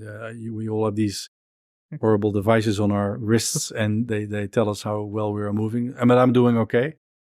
And I try to meditate as much as I can, at least every day a little bit, or at least reflect. So I do, I'm quite disciplined in that. Not so much in the meditation side, more when I'm with my wife, because she's more disciplined in that sense. And if I'm here by myself, I do find a moment of reflection. So I have a device, which is a digital notebook, which has no distractions. And I do tend to write a bit on that. I think the biggest learning of this podcast is get married if you haven't. Yes, if you want discipline, that's a very good observation, actually. Really good. But you are married, right? Yeah. Recently, well done. I get the message. You got the message. Yeah. Yeah. You better go on. What is it? Tinder? You go on there. Yeah. So I think we'll find it. No worries. Sure. You're taking notes. You're already married. Yeah, I'm taking notes for the upcoming fun part. So we're gonna give you short 2-3 words. Okay. You tell us underrated, overrated, or fairly rated. Yeah. Your own version. Yeah, just no additions. You can add just a few sentences on why you think that, but we'll elaborate on them. Sure. So let's start directly, all right? Okay, yes. You tell one and I go next. Okay, the first one, agile work style. Don't know enough about it. Based on what I do know, I prefer design thinking over agile. Okay. So is it overrated for you? Not enough. We have agile in this organization, so I will support it. So I disagree but commit, but I think it's fair. I prefer design thinking. Okay. All right. Work from home. Necessary. Necessary. All right. Okay. Singapore, is it overrated or underrated? Hugely underrated. Hugely really? Oh God. Okay. There's not a lot of things I do not like about Singapore. I think so. There's not a lot of things I do not like. I've really enjoyed my time in Singapore.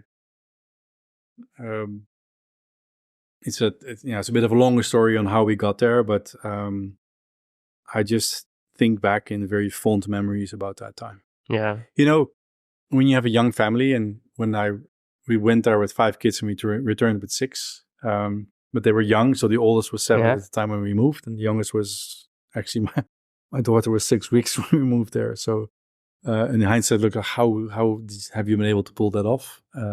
Good question. And we were like, yeah, it's a good question. And the longer it's another podcast. Second episode. And we were this close to get off the plane as soon as we started to go because of some stupid guy in the airplane. And my wife said, now I'm getting it off this plane. So I looked at this guy and I think he got the message Yeah. that either he was going to stop or he would fly out of the plane because of me.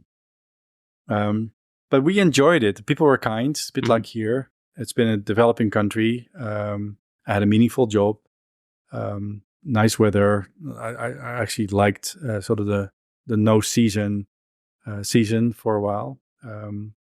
We were able to be close to very different countries, which are very easy to get to. Food is incredible. But the most important thing is if you are a young family in the buzz of life with work, and then you're able to go into this sort of microcosmos, which is just your family. Yeah. Particularly when it's so big, it's really nice to get to know your wife in a different way, your kids in a different way, spend a lot of time with them. So I think about that period with a lot of kindness and love in that sense. Yeah. I mean, I should talk to my kids and my wife more, but I think they would say at least fond memories. Any plans to go back there? Yes, we are talking about it next year. All right. Yeah. Okay. Yeah, fully. Yeah. Okay. Next up. I think it's highly underrated. I lived Highly there for underrated. half a year at Debut Plaza. You lived there. Yeah, Indeed. Yeah, you lived there for. Yeah. I was coming from the Kiel, but I was almost living there. So I had the job, and then I think Singapore is the place to access to the rest of the world. Yeah. And then especially if you are Yeah. starting from your Yeah. career. Yeah. Like Yeah, they call it Asia for beginners sometimes, exactly, right? exactly. But it's also an easy place to live in. You do need to bring some money to be able to, but that's Definitely. I think that's almost in every country Definitely, yeah. nowadays. One of the reasons I was living in Johor. Johor. Yeah, of course. But it's highly Which underrated. for the listener is Malaysia, obviously, but it's just across the border. Yeah, exactly. Gen Z, underrated, overrated? Oh, underrated. There's so much potential in you guys. I just love working with you guys and to learn from you. I tend to hang out with you guys more than guys my own age. So it's underrated. Good to know. And about meals? About meals, okay. You had 10 months here. Yes. You have tasted probably lots of Azerbaijani Yes. cuisine. Dolma. Nice, very nice. Underrated. Very nice, very nice. Put some lamb in it. Would you call any of the meals as overrated a bit? No, I think Have you ever? I have seen a bit some experience of foreign people that came Azerbaijan. okay. Like they seen some of our cuisine and oh my god, like they were surprised that we are using that much of ingredient in one meal. Yeah. And Yeah. like yeah. they True. were scared, surprised, that type of feelings. Have you ever had similar experience? Sometimes Yeah, no, but look, in the menus. your food is interesting, right? First of all, your ingredients are fresh. Yeah. Which is a big change. Like I lived in Singapore and then every time I moved back to the Netherlands, my home country, I thought everything in the supermarket is wrapped in plastic. And everything which I know should be the size of this is the size of this. So here, everything is in the right proportions. It's not wrapped in plastic. It's fresh. It's available. And it's just used in these beautiful ways, right? Look at your breads. Look at your tandoor bread. Like, I mean, God, We are having that discussion. And then you go, I can't be, mentioning names of places, but I got this one restaurant in Port Baku where you go in the morning and then you have a traditional set in the breakfast, different types of cheeses and tandoor. Impossible to not I'm in heaven, right? finish everything. Yeah. But you need to, here, what I do find is that there's a lot. So if you go to a restaurant and they say like, if you order a meal, it's like the weight of the tables are strong. Like there's a lot on there, right? So sometimes I think like, should we not sort of tone that down a little bit? And I like the culture and I like the cultural aspect of that. And I also like to feel welcome, but there's only so much I can eat, to be fair. Okay. Cool. That's cool to hear. As an Azerbaijani. Town halls. Underrated, overrated? Underrated. Underrated. Oh. What do you like? I remember in one of town halls you joined online. Yeah. What's the thing that you like in our town halls? Or maybe can be improved as well? I think the town halls should be less about presenting. It should be more about communicating. Mm-hmm. Do you So- believe that the thing that we are doing right now can be considered as an effective version of it? No. Okay. No. Mhm. And this is a direct statement, of course, but I think Okay. you wanted me to be pretty direct. Yeah. No, I think How would you improve that? I would look first. I would improve the format. So, I've always and again, look, I'm just being very direct and honest. Mhm. But I just don't. I'm not a big fan of like these. We built a stage. We put 6 chairs and we put 6 old guys in front, and then we ask them a bunch of questions, and then we go home and have a beer. I prefer to be all of us standing. People in front maybe be on high chairs with microphones, asking asking questions, getting questions from the audience, and be much more interactive. No slides, no stages, just to be eye to eye. Wow. That I would do. Again, from data to conversations, right? Yeah. So we need to be much more sharing stories about how you feel and what you've experienced and how can I help versus this is what I do, because I can send you the slide. Yeah. Yeah. But I also believe it's a two-way street, because we often then say, well, these managers should behave differently, right? I also believe the people in the audience should behave differently. Mm-hmm. Because in many of the town halls, even though we have that format and it's hard to ask questions and there's always groupthink, like the more people there are in a group, the less questions you're going to get. So let's also think about those dynamics. But I think there's an obligation of the audience as well to ask some questions, because too many times I hear the town hall was boring. Not a lot of questions. Well, did you ask any questions? No. Well, Okay. not fair. It's like your problem. Yeah. Not fair. Yeah. So if you're in a town hall with me, I mean, and if you have that type of setting, which is a bit hard for me to sit in a chair and then you're sitting over there, row 17, in a theater setting, I'm not going to ask you a question, but I will ask you a question if I'm in front of you in a high chair and have a bit more contact with you. And I will, like now, it's a conversation like, well, this is what I have on my mind. What do you think? Mhm. Yeah. And then we have a conversation, and that's a town hall. Hmm. That's a town hall. Go next. Okay. Open space offices. Underrated. Underrated. Mm. Underrated. Even for people like myself. Wow. Okay. So I believe you have both experience.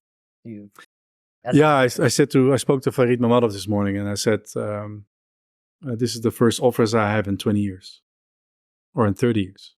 Like, I've never had offices in the Wow. companies I've worked in. Really? Never. Is it because of the culture, or is it because they didn't have any resources? Could be both.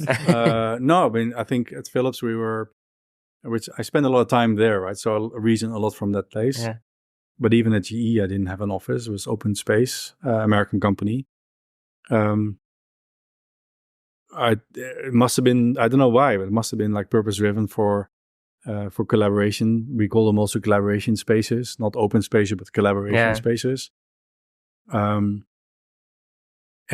I've always been working, even 25 years ago, in sort of partly from home, partly work. And it's nice to have 1,000 people to fit into an office of 400. Mhm.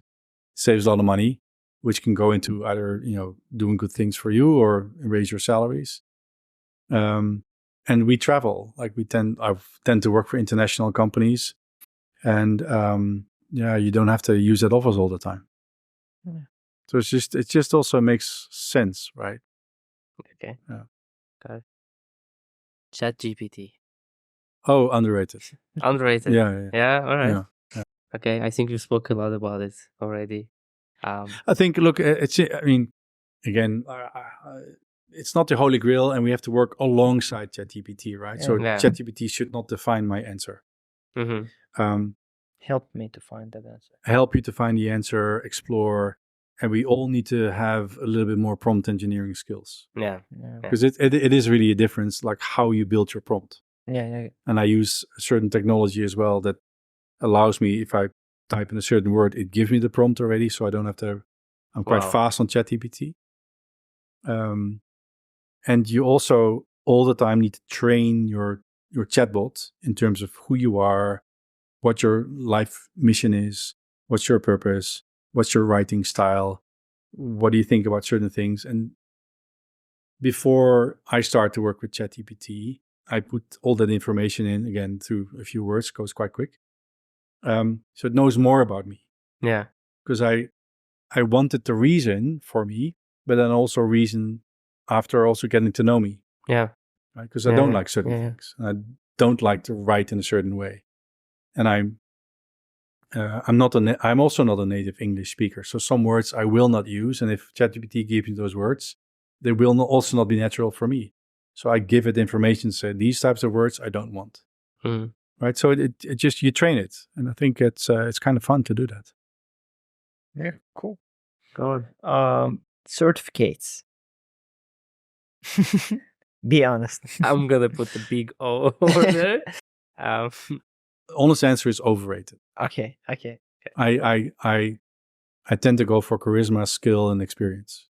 Mm-hmm. Like I could care less about all your list of experience, your certificates. A bit follow up. University degree. Uh, I think another overrated is coming up. I don't think it's. I believe it's. No, I don't think it's Is it overrated. No. overrated? I've had this discussion with my kids as well. Like I kept saying like life isn't fair. Mm-hmm. I could say university degrees are overrated. And I am of the opinion that I think universities in general are not living up to expectations. Mm-hmm. Because some of the things that they're teaching are just, I don't know why. I just don't know why we do certain things in universities.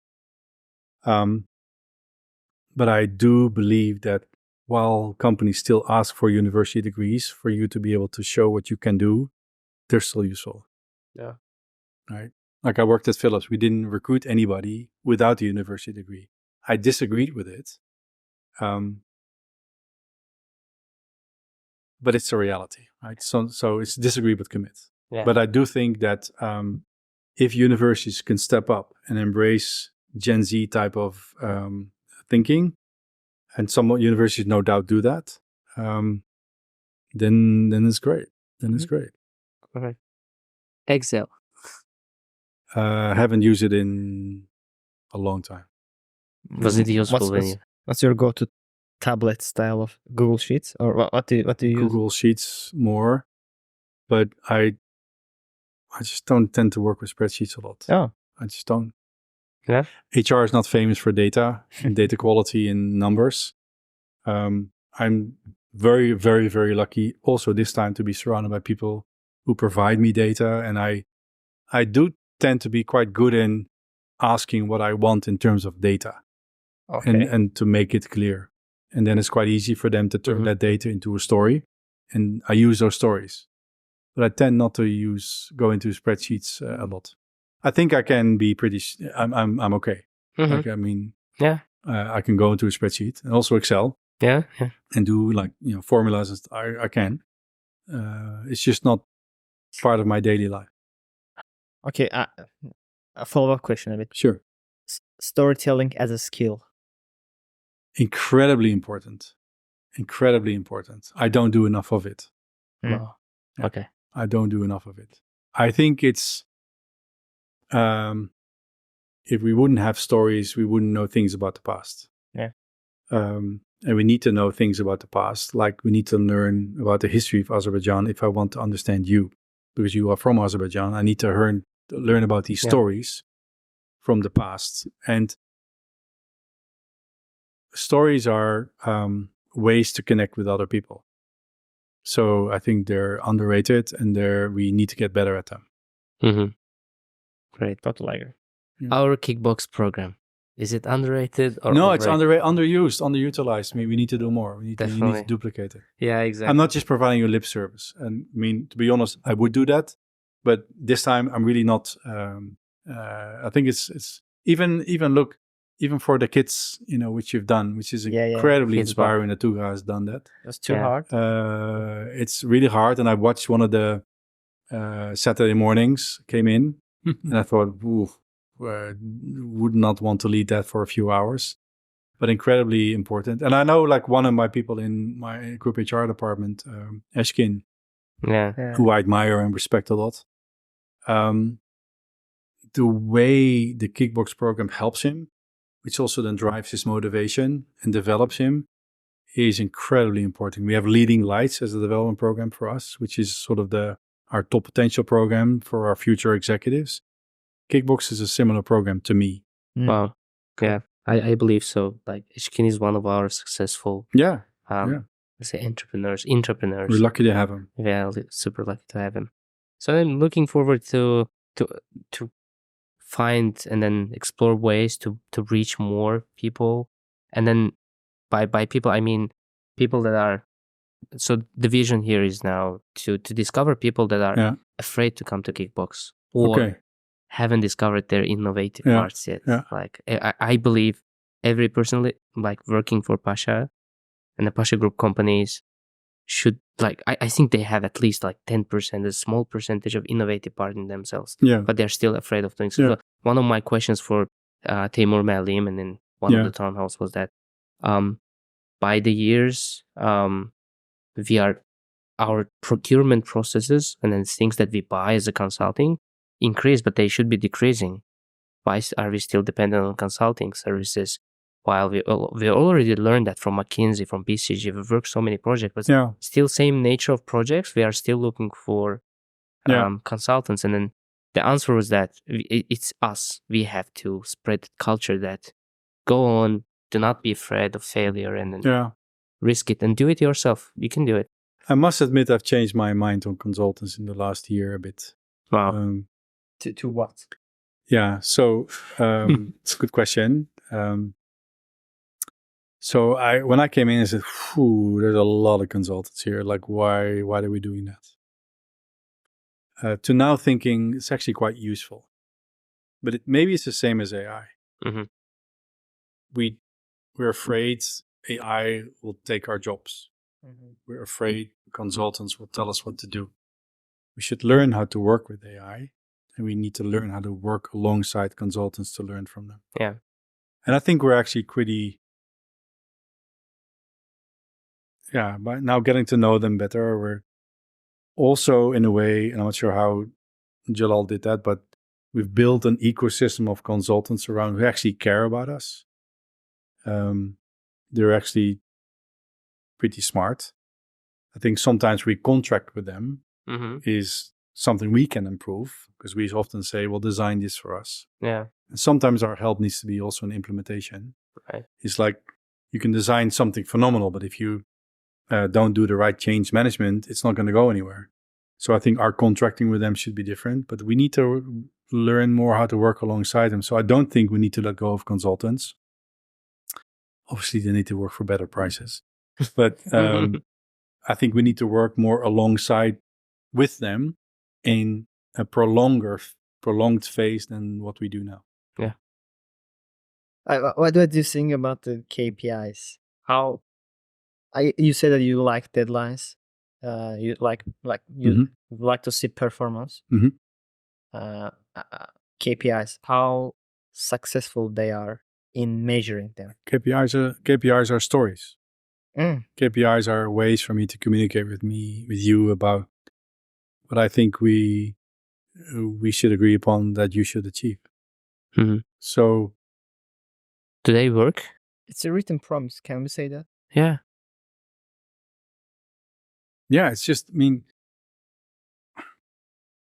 work is hard. Yeah. Right? It's a lot. There's a lot of dynamics and people and stakeholders, your dependencies upon other people and other processes is quite a lot. So you don't control a hell of a lot in all of these. If we really think about it, how much do we control? It's kind of hard. Yeah. So work is hard. Then if you then also know what you should aim for and try to achieve, and maybe sometimes have that written down on paper just to make sure it's clear for you. And again, clarity is kindness. Yes. I'm actually I'm okay with KPIs. What I do think is that we don't spend enough time crafting the right KPIs. Okay. Yeah. That's fair point. Right? Sometimes even as a coach, I spend time crafting questions. because there's a difference between a question and a question. Yeah. And some questions elicit a very nice conversation and deep, insightful conversations, and some questions are just plain stupid.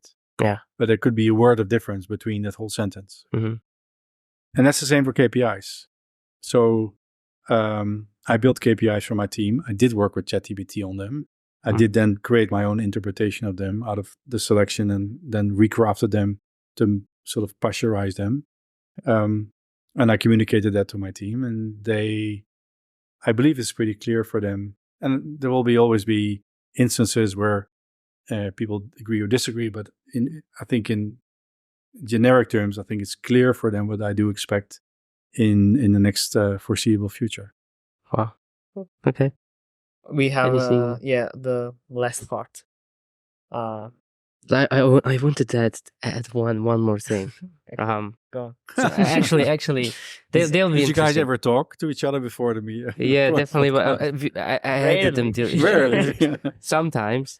I mean, Um, usually like use so- sense. Recently, so after Tugraz discovered that, she's probably seen all part of our innovation team for a longer time, and then we discovered that we are not having fun a lot. So the team building came into the topic, and I was the responsible person to host one for the first one. Yeah. And I came up with the idea, guys, let's have fun. Yeah. Come on, Yeah. we're working too much. And I went to the Reddit, to one of the communities. And then in 3 of them, I asked the question, hey, we are doing team building. What should we do? 9 out of 10 comments were that, don't do it. It's overrated. Mm-hmm. People just come together and they don't care. It just becomes another work day for them and so on. They just come for the sake of. And the one comment out of those 10 was usually saying that if you do it, just do it soft and make sure that people feel that they're in this together. Yeah. And if you have success with this, it will be a real team building. So do you think team building is underrated or overrated?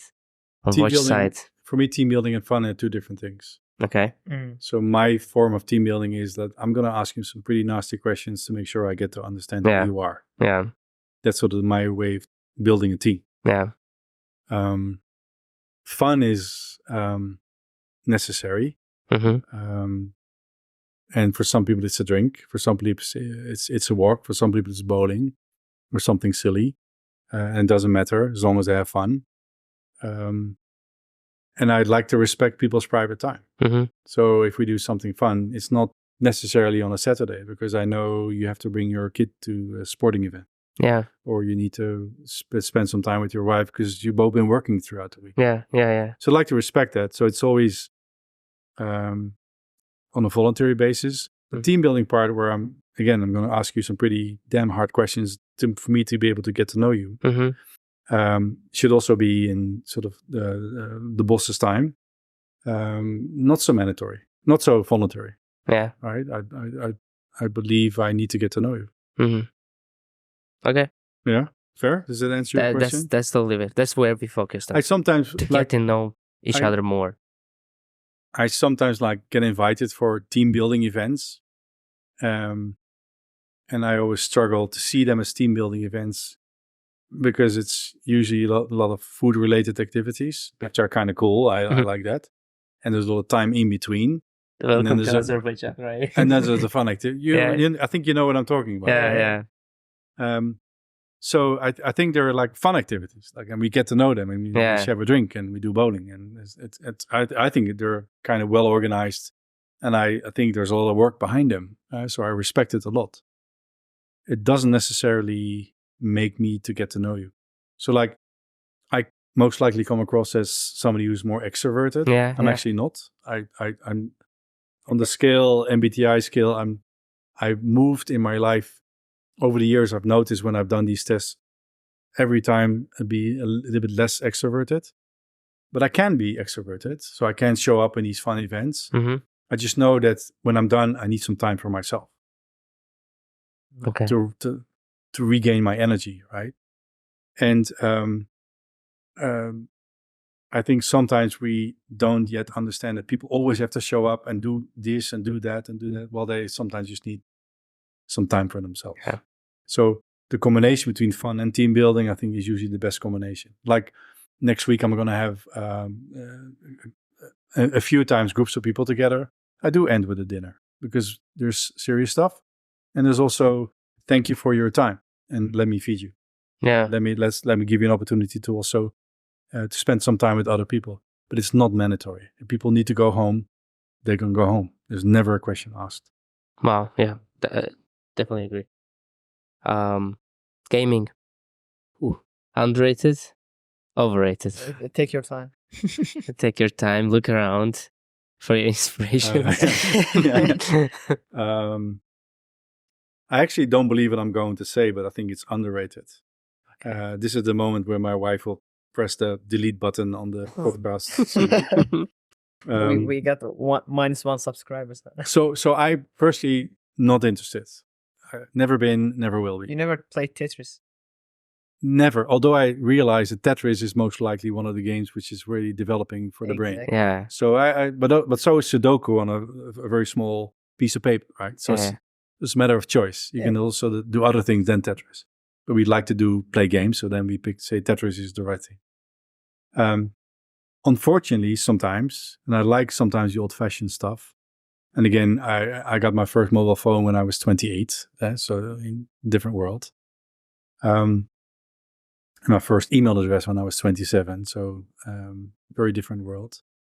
I do believe that gaming will prepare your generations and the generation to come for the future work.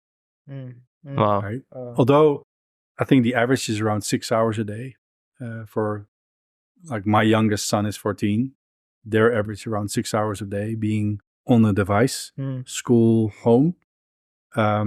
I see the effect it has on him. It's addictive. Yeah.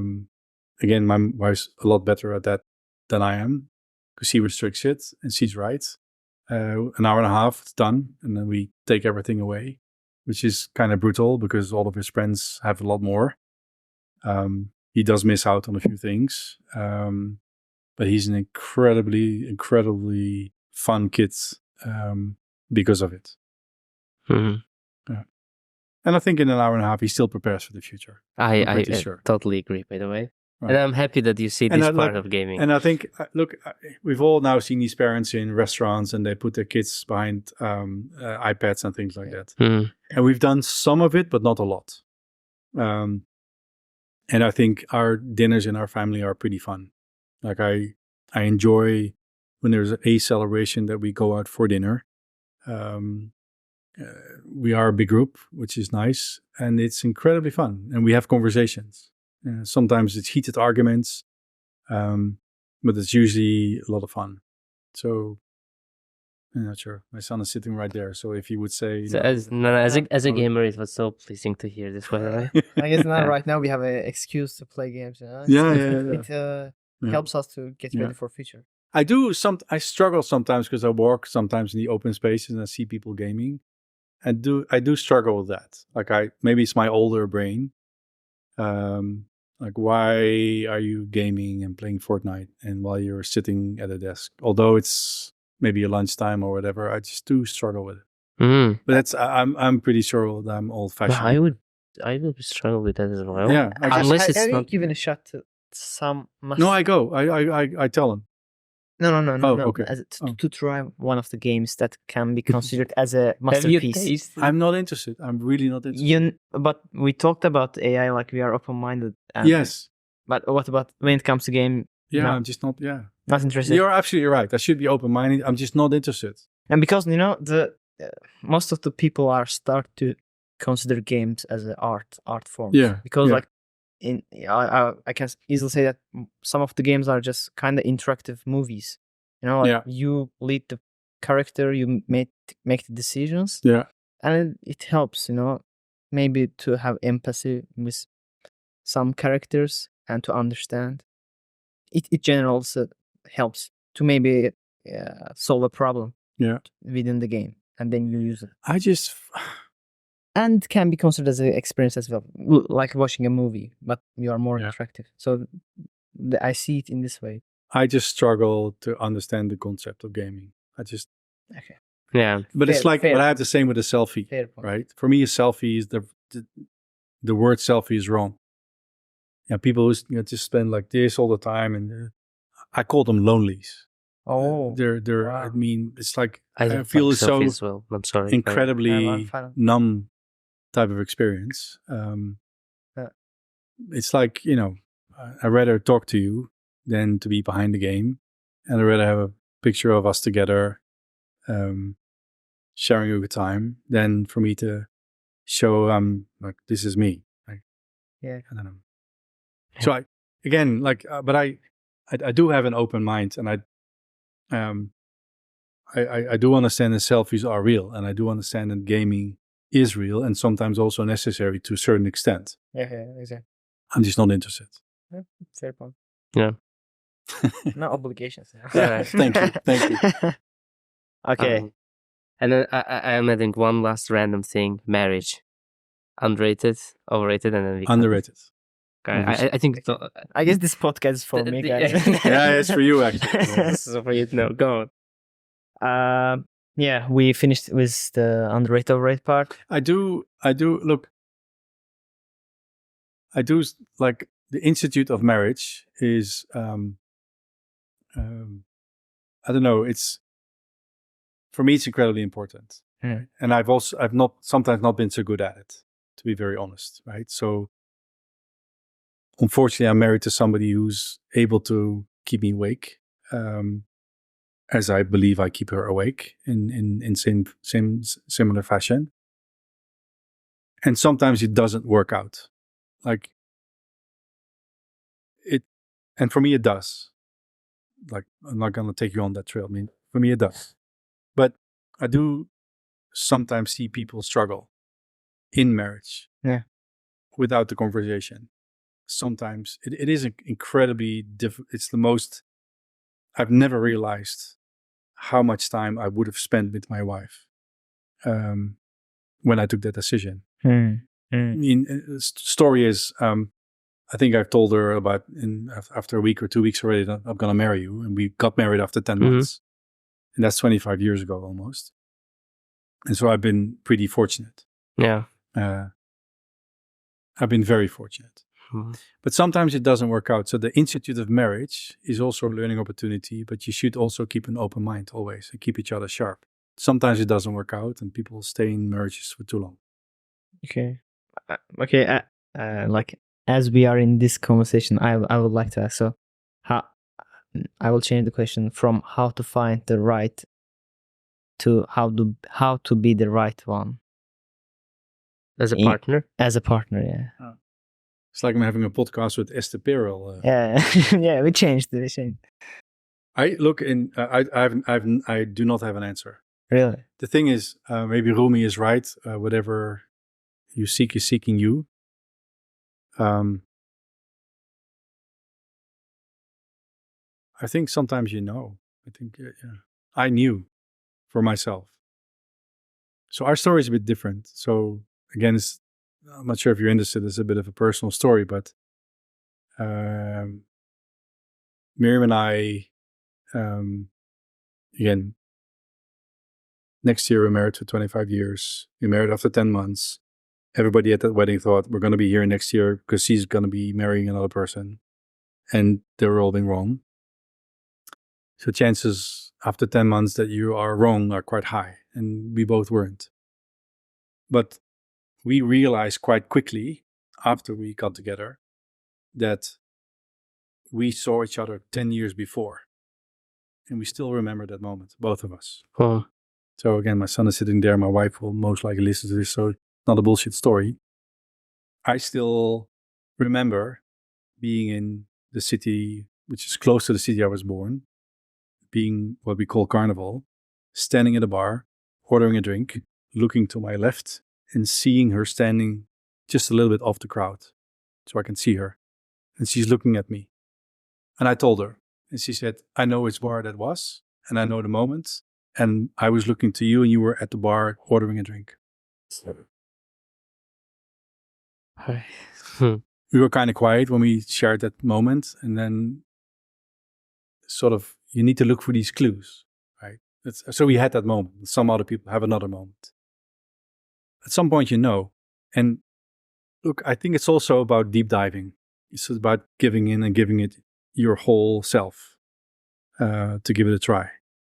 I think everything about life is about just giving it a try and showing up and with integrity. So I've never got this whole cheating type of thing. I think it's dull, boring, and irrelevant. Yeah.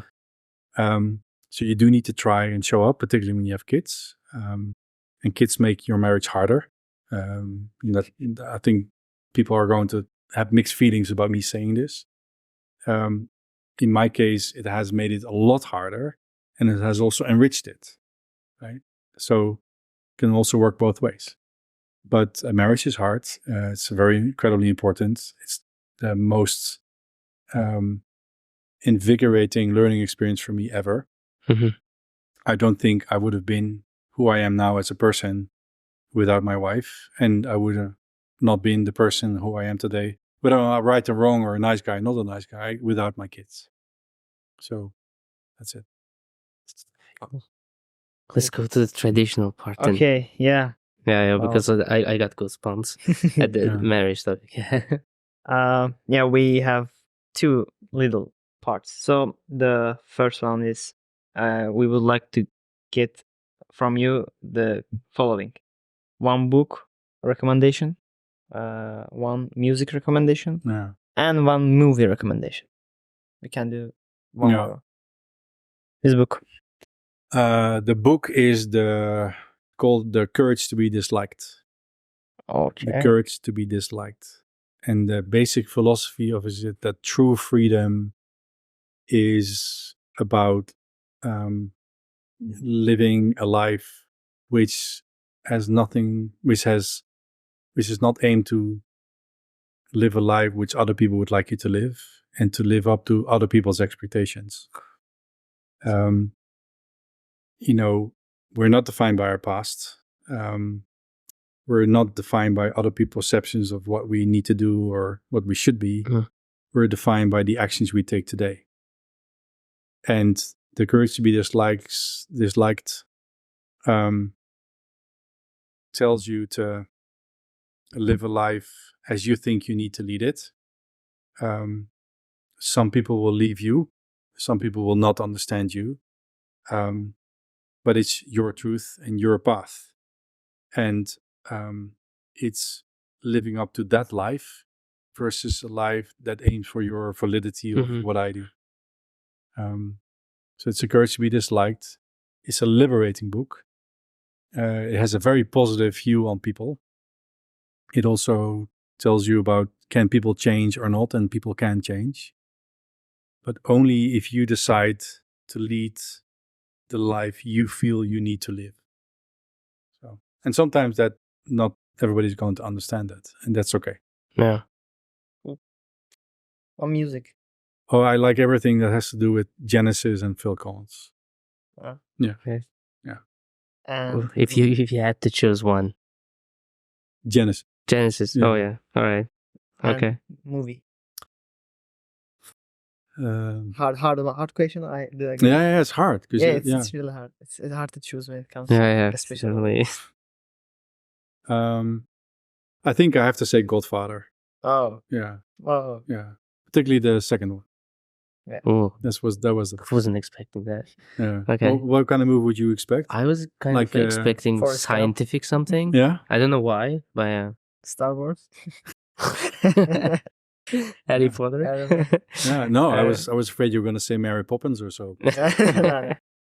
No, Godfather is there's a lot of quotes and lessons in there. Yeah. Particularly the one, keep your friends close and keep your enemies closer. Oh, yeah. We will use that in in reels. Yeah. The question part maybe we can initiate. Yeah. Let's start that. Okay. You explain. So we are ending this. We have the notebook where you will note down the question for the next guest. Yeah. Your signature and the date. Okay. I'll do that. Okay. This notebook is actually has been waiting for this moment maybe 2 years. Am I the first one to write in this book? First one to write? Wow. It was a birthday gift to me 2 years ago. It's a very nice book. Yeah. One of my Are you sure you want to? I am definitely sure. So I write this now, or Yeah. If you have a question in mind already. For our next no? guest. I've thought about it because Yeah? you mentioned it before. Yeah, cool. Perfect. Yeah. I hope they can read it. Yeah, we will. We'll make sure. Okay, our next guest is gonna be challenged, I guess. I think there are 3 rows of. I think it's a multiple choice question. For more detail, please reach out to That's my it. link in bio. That's it. It's And- not an and easy question. Perfect. Maybe your signature would be a Oh, okay. great addition Sure, there. Yeah, signature and the date, so I can save it Yeah. for later. The 12th, right? Yeah. Yeah. 12, so. And then Yeah. I And- actually wanted to ask for an advice as well. Okay. For the colleagues that are watching us. Thank you. Your advice for them, like to drive, they are looking to drive innovation in what they are doing, from procurement to Mhm. risk management, to legal or to operations. What would be your advice to like encourage them? Yeah, that's a good question. Because there's many parts to this, right? And as you know, I coach quite a few startup founders. I think maybe the advice is look around you and build something that adds something meaningful to the world and is not per se based upon what you think is necessary in the world, because you're giving birth to something, but which is based upon conversations you have with people around you about what they need. I think so. Design thinking, customer journey. I think those things are quite valid in that case. Wow. Yeah. And sometimes, look, innovations are like take this ballpoint, right? Yeah. I think Lawrence Diaz or something like that created something because he was annoyed. Never knew it was going to be so big. Judy McCarroll. Have you ever heard of Judy McCarroll? She made sure that there's on the road, and I think I told you this, a line in the middle there's a two-way drive. Before that, it was just crisscross, right? Whoa. She made sure there's this big line. You use it every single day. You've never heard about her.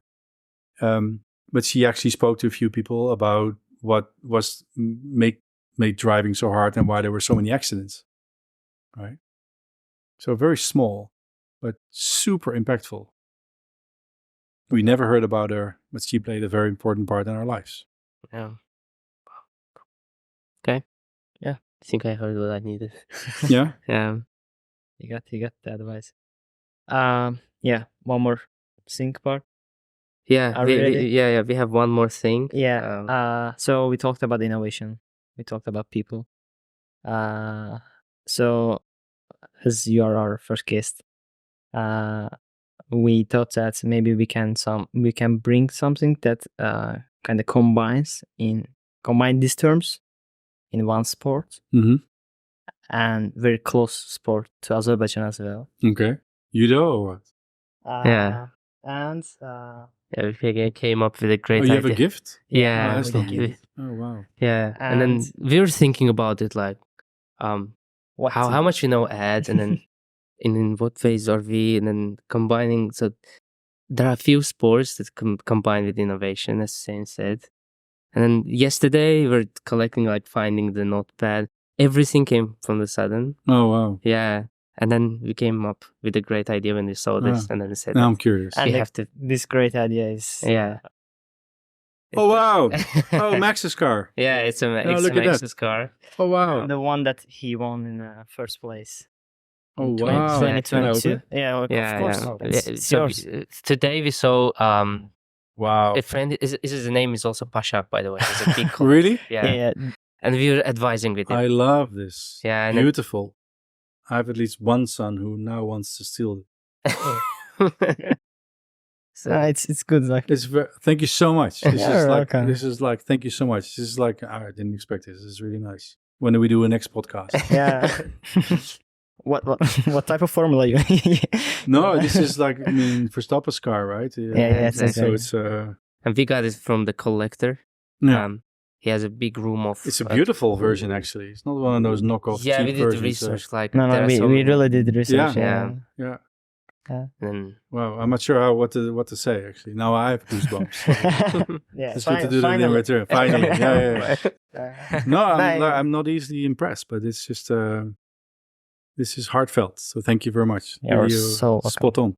yeah, Cool. thank you. And then Cool. I think I need to take this to dinner tonight to put it on my dinner table. yeah, we also The did guys a over there will know research what I'm that talking about. Yeah, why not? yeah, we also did a research like are they usually signed? Like the package. And then we saw that they But do. this is like a cool thing. Yeah. I think you should build a tradition out of this. Yeah. Yeah, we will. Yeah, We will. Yeah. Definitely. that's really good. We would like to see this on your office maybe sometime. No, definitely. if it's not stolen, I mean. No, it will be stolen, but it will be stolen back.